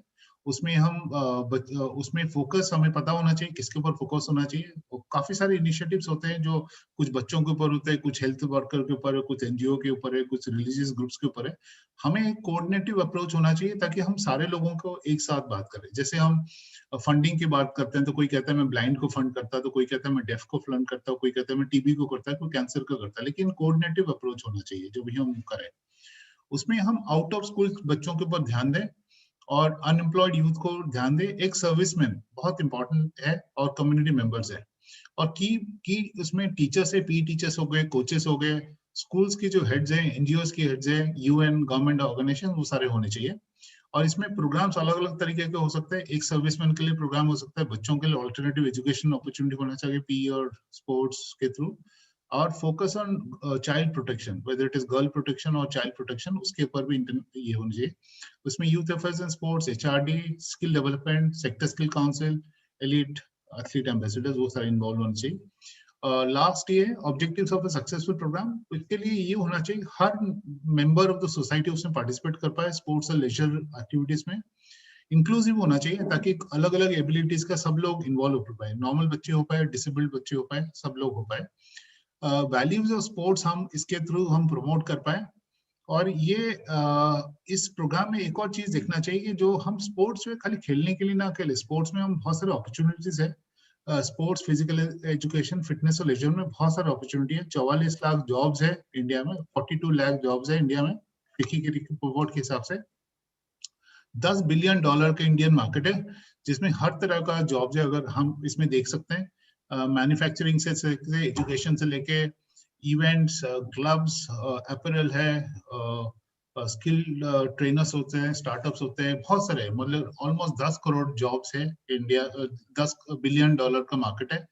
42 लाख जॉब फिटनेस और स्पोर्ट्स में है, तो वो सब इंस्पायर करे।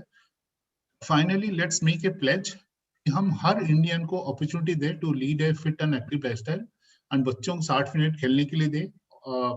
बच्चों का मतलब हमने जैसे सोशल इंक्लूजन की बात की है, तो हर बच्चा, school going, out of school going children, खुद 30 मिनट्स पे ध्यान दे। वैल्यूज ऑफ स्पोर्ट्स जिसमें फ्रेंडशिप, रेस्पेक्ट, कोलैबोरेशन, ट्रस्ट और एक्सीलेंस की बात कर पाए। दोस्ती बढ़ता है, उसमें कोलैबोरेशन बढ़ता है, सक्सेस और फेलियर के करते हैं। जो एनिमीज होते हैं वो मैच के बाद जो भी हमारे ओपोनेंट होते हैं, हर कोई हैंडशेक करता है मैच खत्म होने के बाद। तो इसीलिए पीस के लिए बहुत एक इम्पोर्टेंट एस्पेक्ट है कि जब भी हम मैच खेलते हैं उसके बाद जो भी जीतता है हारता है एक दूसरे को हैंडशेक करता है। एंड ये in reality between states, between nations, हर तरह के लोगों के लिए ये बहुत इंपॉर्टेंट है। एंड उसको स्पोर्ट्स पीई और फिटनेस को करियर अपॉर्चुनिटी के पॉइंट ऑफ व्यू से देखे, and let's build a peaceful society. With that, thank you so much. Thank you, Mr. Sujit. Next, I take over with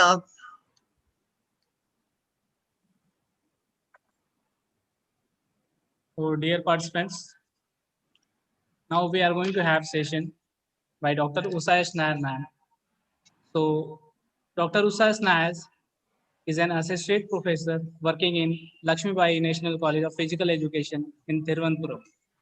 She graduated and completed her doctoral studies in physical education and is a certified fitness instructor from the University of Western Ontario, Canada. Currently, she is a Senate member and Dean Faculty of Physical Education in the University of Kerala.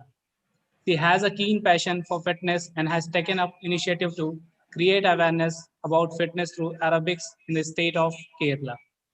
Her area of interest include women, health and fitness. Her literacy publication include chapter in prominent sporting journals such as Routledge 2017, Elite Youth Sports Policy Management, a comparative analysis, a chapter in Springer 2013, Comparative Sports Development System, Participation and Public Policy, and a chapter in Greenwood 1994 National Sports Policies, an International Handbook. So with all this, I would like to welcome and I would like to invite Dr. Usais Nair ma'am on the behalf of Ministry of Youth Affairs and Sports and Lakshmi Bai National College of Physical Education for her session. Please, ma'am, you can take over now. This platform is yours. Thank you so much, Dr. Sanjay Prajapati, for this wonderful introduction, kind words. I mean, this topic is on sports and human rights. Class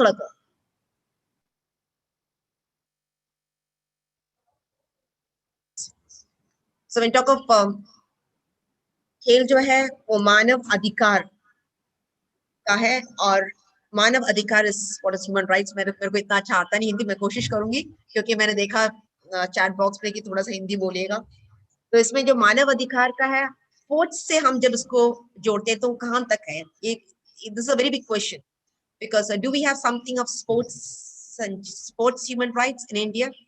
And all over the world we find sporting organized take initiative. And sports जो है वो universal. लेकिन मैं शुरुआत करती हूँ एक video से. Tanish, please. Video. The first video.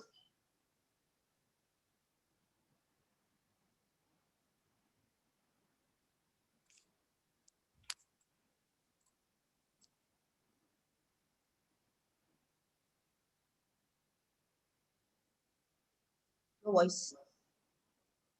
No voice.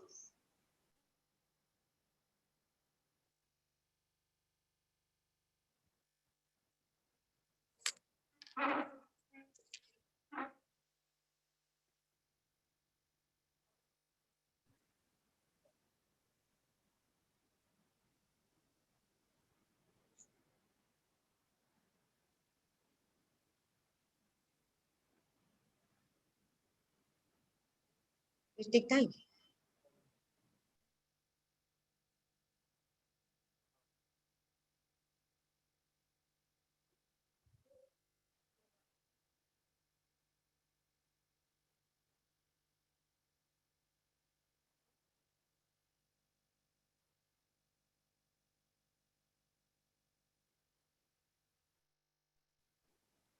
Sports and human rights, where after all do universal human rights begin? कहाँ ये हम लोग मानव अधिकार कहाँ उसकी शुरुआत होती है? In small places, close to home, the world of the individual person, the neighborhood he lives in, the school or college he attends, the factory, farm or office where he works. Such are the places where every man, woman and child seeks equal justice, equal opportunity and equal dignity without discrimination. Unless these rights have meaning there, they have little meaning anywhere. So without concerted citizen action to uphold them close to home, we shall look in vain for progress in the larger world. ये Roosevelt का कहना था, क्योंकि जब हम इसकी बात करते हैं, मानव अधिकार की बात करते हैं, ये है वैश्विक होती है और हम लोग घर से शुरुआत होती है, घर में छोटा सा जगह हो या थोड़ी सी और होगी तो हमारी नेबरहुड में आ गई, लेकिन उसके बाद स्कूल में, कॉलेज में और जहां भी हम रहे, हर जगह हम अपने अधिकार के बारे में एक तो जानकारी होनी चाहिए। हर जो बोलते हैं आदमी है, औरत है, बच्चा, सब लोग अपना एक इक्वल जस्टिस चाहते हैं, इक्वल अपॉर्चुनिटी चाहते हैं और सब डिग्निटी के साथ रहना चाहते हैं बगैर किसी भेदभाव के। ये होती है human rights. Next please, next please. Everyone by virtue of being human deserves to be treated with dignity and respect, जैसे मैंने बताया है। एंड ये वैश्विक है क्योंकि ये यूनिवर्सल है एंड हम सब चाहते हैं अगर इस तरह से सबको अगर प्रोटेक्ट किया जाए, सब पर्सन के अंदर जितनी पोटेंशियल है क्या उसको बाहर ला सकते हैं, यही है एजुकेशन का उद्देश्य भी। The universal declaration of human rights agreed to by 48 UN members in 1948 states that every individual and organized society has a response to promote respect for these fundamental rights and freedom. Can you see the screen? They're saying we are unable to see the screen. Next, please. Sport and recreation एक fundamental human rights है and ये already Sujit sir ने जैसे बताया with the sustainable development goals के द्वारा हम लोगों की well-being को बढ़ा सकते हैं। Next, please.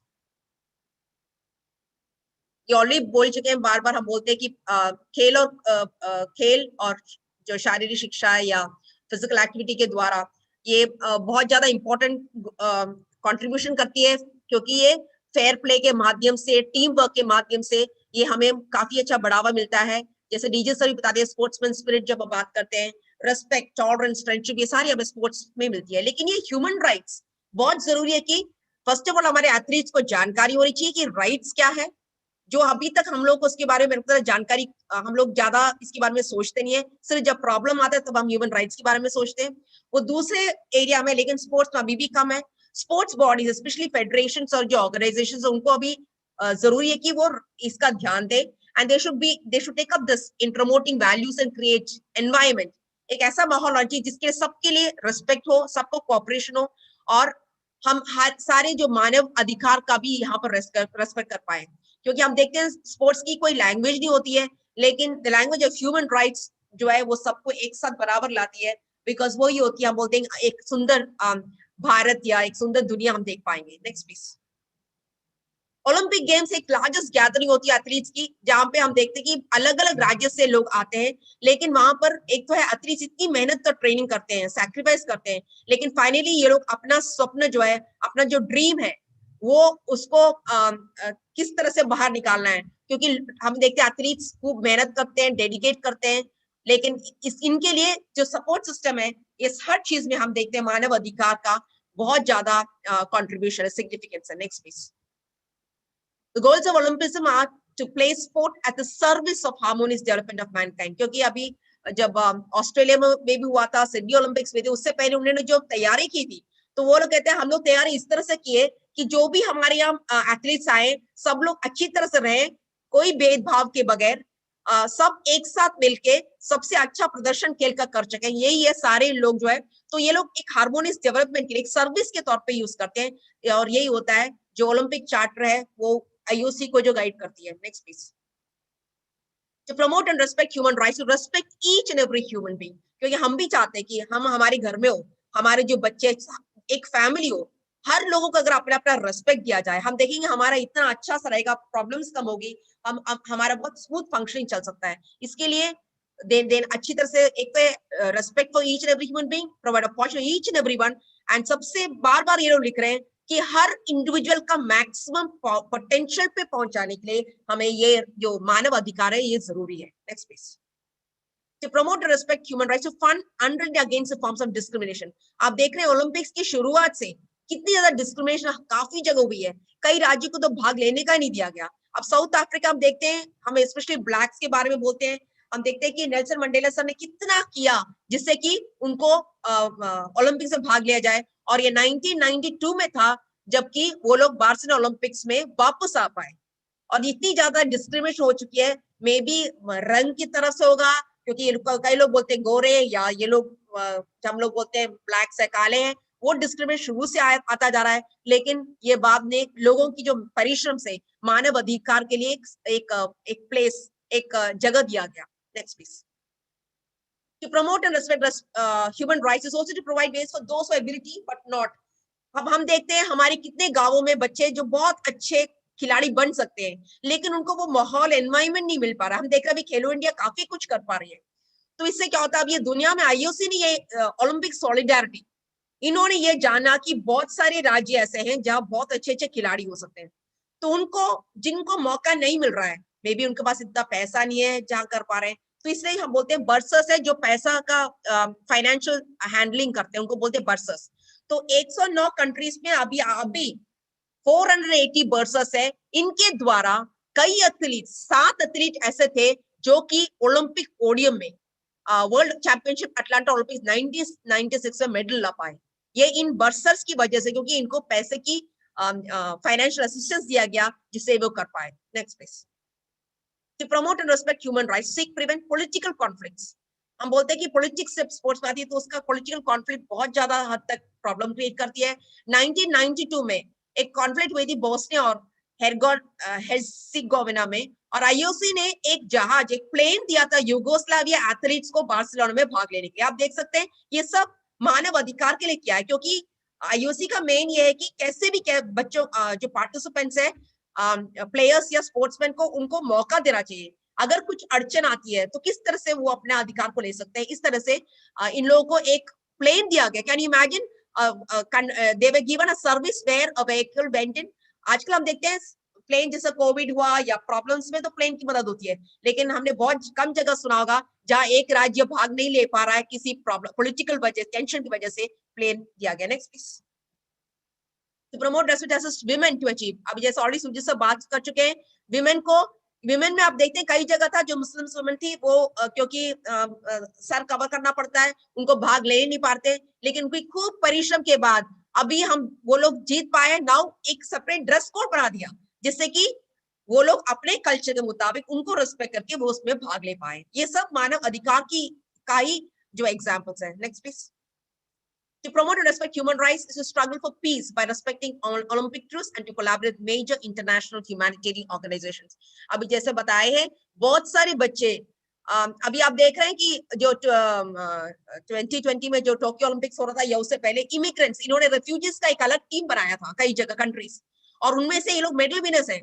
हम देखते हैं युद्ध की वजह से कितने बच्चे डिस्प्लेस हुए हैं, कॉन्फ्लिक्ट्स है, कुछ क्या बोलते हैं, डिजास्टर हो गई है। इसकी वजह से ज्यादातर बच्चे होते हैं जो उसका जो पूरा भुगतते हैं। लेकिन आईओसी ने क्या क्या फंड्स निकाल के इनका अधिकार, लाइक नेपाल में, बुरुंडी में, घाना में, इन लोगों के लिए स्पोर्ट्स का एक माध्यम बनाए जिससे कि बच्चे उभर सके। Next please. तो हमारी गोल, हमारी ड्यूटी कि हम रेस्पेक्ट कर रहे हैं basic universal ethical principles, and हम लोग को प्रिजर्व करना है ह्यूमन डिग्निटी, बिकॉज मुझे लग रहा है ये एक एरिया है जहां बहुत कम काम हुआ है स्पोर्ट्स के विभाग में। सिर्फ जब तक प्रॉब्लम, इसलिए जरूरी है कि हम इसके बारे में कुछ ज्यादा जानकारी लें, और आईओसी, यूरोपियन यूनियन, पूरा दुनिया में हम देखते हैं सेक्सुअल हैरासमेंट, आप देखेंगे उसमें भी अगर राइट्स आई है, जहाँ चाइल्ड अब्यूज हुआ है। एक कल का हमारा यही प्रेजेंटेशन था जहां डॉक्टर निसार, जो कि यूएस ओलंपिक टीम के डॉक्टर रह चुके हैं, जो ओलंपिक मेडल की फैक्ट्री प्रोड्यूस करते थे, they produce Olympic medals, you know. तो सारे पेरेंट्स चाहते हैं कि हम अपने बच्चों को वहां भेजेंगे। 260 लड़कियों के साथ उन्होंने गलत तरह से व्यवहार किया, लेकिन ये बच्चे, छोटे छोटे बच्चे होते हैं, ये लोग अपना मुंह नहीं खोल पाए क्योंकि किसी में हिम्मत नहीं होती है। लेकिन अभी इतने सालों बाद 2018 में ये बच्चे जो काफी बड़े हो गए, किसी के थ्रू एक ने जब अपना मुंह खोल के बात किया, बाकी सारे लोग आ गए। अभी उस डॉक्टर को 175 इयर्स का जेल की सजा हो गई है, लेकिन ये भी मानव अधिकार के लिए। तो मुझे लगता है कि हम सब मिलकर ये देश अच्छा कर सकते हैं, लेकिन अपने बच्चों में भी अधिकार क्या है उसके बारे में एक अवेयरनेस क्रिएट करना जरूरी है। Can you show one video at least please in the end? मैं अभी आपको कुछ ज्यादा नहीं बोलूंगी, हम अभी सेशन वाइंड अप करेंगे। Can you just show the video please? Video के द्वारा, क्योंकि मुझे लगता है आपके पास mute, it's mute, speaker is mute, right, volume is not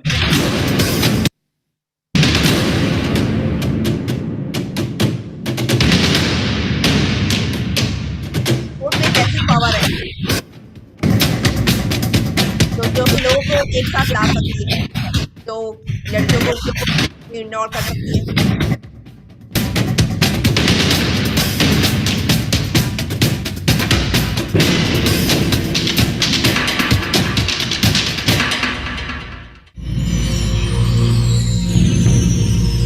United Nations अभी हमें लगता है IUC यूनाइटेड नेशन सब अभी मानव अधिकार के लिए खड़े हुए। नेक्स्ट प्लीज टेक एक लास्ट स्लाइड रहेगा जिसे मैं अभी बंद कर दूंगी। एक और वीडियो है जो कि स्पोर्ट्स एंड ह्यूमन राइट्स का है। All over Northern Ireland, kick a ball, pick up a stick, or pull on their running shoes. Sport encourages us to reach our full potential and to respect the rights of our coaches, competitors, opposing teams, and officials. Participation, including taking part in sport, is a human right. It is something everyone is entitled to do, regardless of their age or gender, sexual orientation or religious belief, disability, social background, or political opinion, race or ethnicity. All sorts of people take part in sport every single day. It has great potential to recognise diversity and to promote tolerance and mutual understanding. Human rights are impacted at every level of sport, from the amateur local club to the professional world stage. Because of this, sports people have a responsibility to challenge violations and abuses wherever they occur and to call out injustices. Sporting bodies share these responsibilities. They have a duty of care to treat their members, volunteers, and staff with dignity and respect, and to ensure that the rules of sport are applied equally to all. It is also important that opportunities for development and to advance through sport are available to everyone. Individuals should be able to participate in sport freely, without being under the control of those in positions of influence. To ensure we all fully enjoy our sport, everyone should have access to remedy, which means having fair and transparent disciplinary and appeals processes in place. Those involved in sport should be free to respectfully express their views and opinions, provided they don't interfere with and abuse the rights of others. There are other factors at play. Sport is a major consumer of goods, and sports governance bodies and clubs must therefore support and promote fair employment practices. This includes adopting ethical trading and ensuring that human rights are respected and protected wherever sport has an influence. Sport affects more than those participating directly. It is also vital that the rights of local residents and the wider public who may be impacted by sporting activities are protected too. Sporting events are often a catalyst for good, so let's embrace the positive opportunities they offer. Let's create a collective vision for sports in Northern Ireland, one that respects everyone's human rights. Thanks because ये तो Ireland का था, मुझे लगता है हमें भारत में भी ऐसा एक माहौल है ऑलरेडी, और हम सारे जो PE टीचर्स हैं, I know you are doing such a great job. अभी तक देर you were sitting and listening to it, but you are practically doing it too. So I need to thank each one of you for your patient listening. But once again, a humble request to each one of you, please be with us. Please be with us for the evening session where our minister will be coming in. At 4:30, we have Madam Rosa, who is from Venezuela, president of the International Association of Physical Education and Sports, जो women empowerment के बारे में बात करेंगे, sports and women empowerment. And then followed with Lindsay, जो है gold medalist in rowing, madam का session होगा. And अब हमारे मिनिस्टर ज्वाइन करेंगे for the closing session. आप सब प्लीज इस closing function में भी भाग लेगा. And 4:30, at least 10 minutes before, you please to join for the session, क्योंकि sharp 4:30 we start the session. Thank you so much, ma'am, for your inspiring session. I'm still struggling to find the right word to say that how awesome your lecture was. Even I would say thanks to Sujit Panigrahi sir also. He also have taken a very nice session. So thank you each and everyone. So we'll be going to have session at 4:30. So by 4:15, I request to all the participants, please join by 4:15. Thank you each and everyone. So thank you, Dr. Sanjay, and thank you each one. Thank you, Mr. Sujit Panigrahi, and thank you, my dear teachers, coaches, and students, each one. Participants, thank you so much. Look forward to seeing you at 4:30.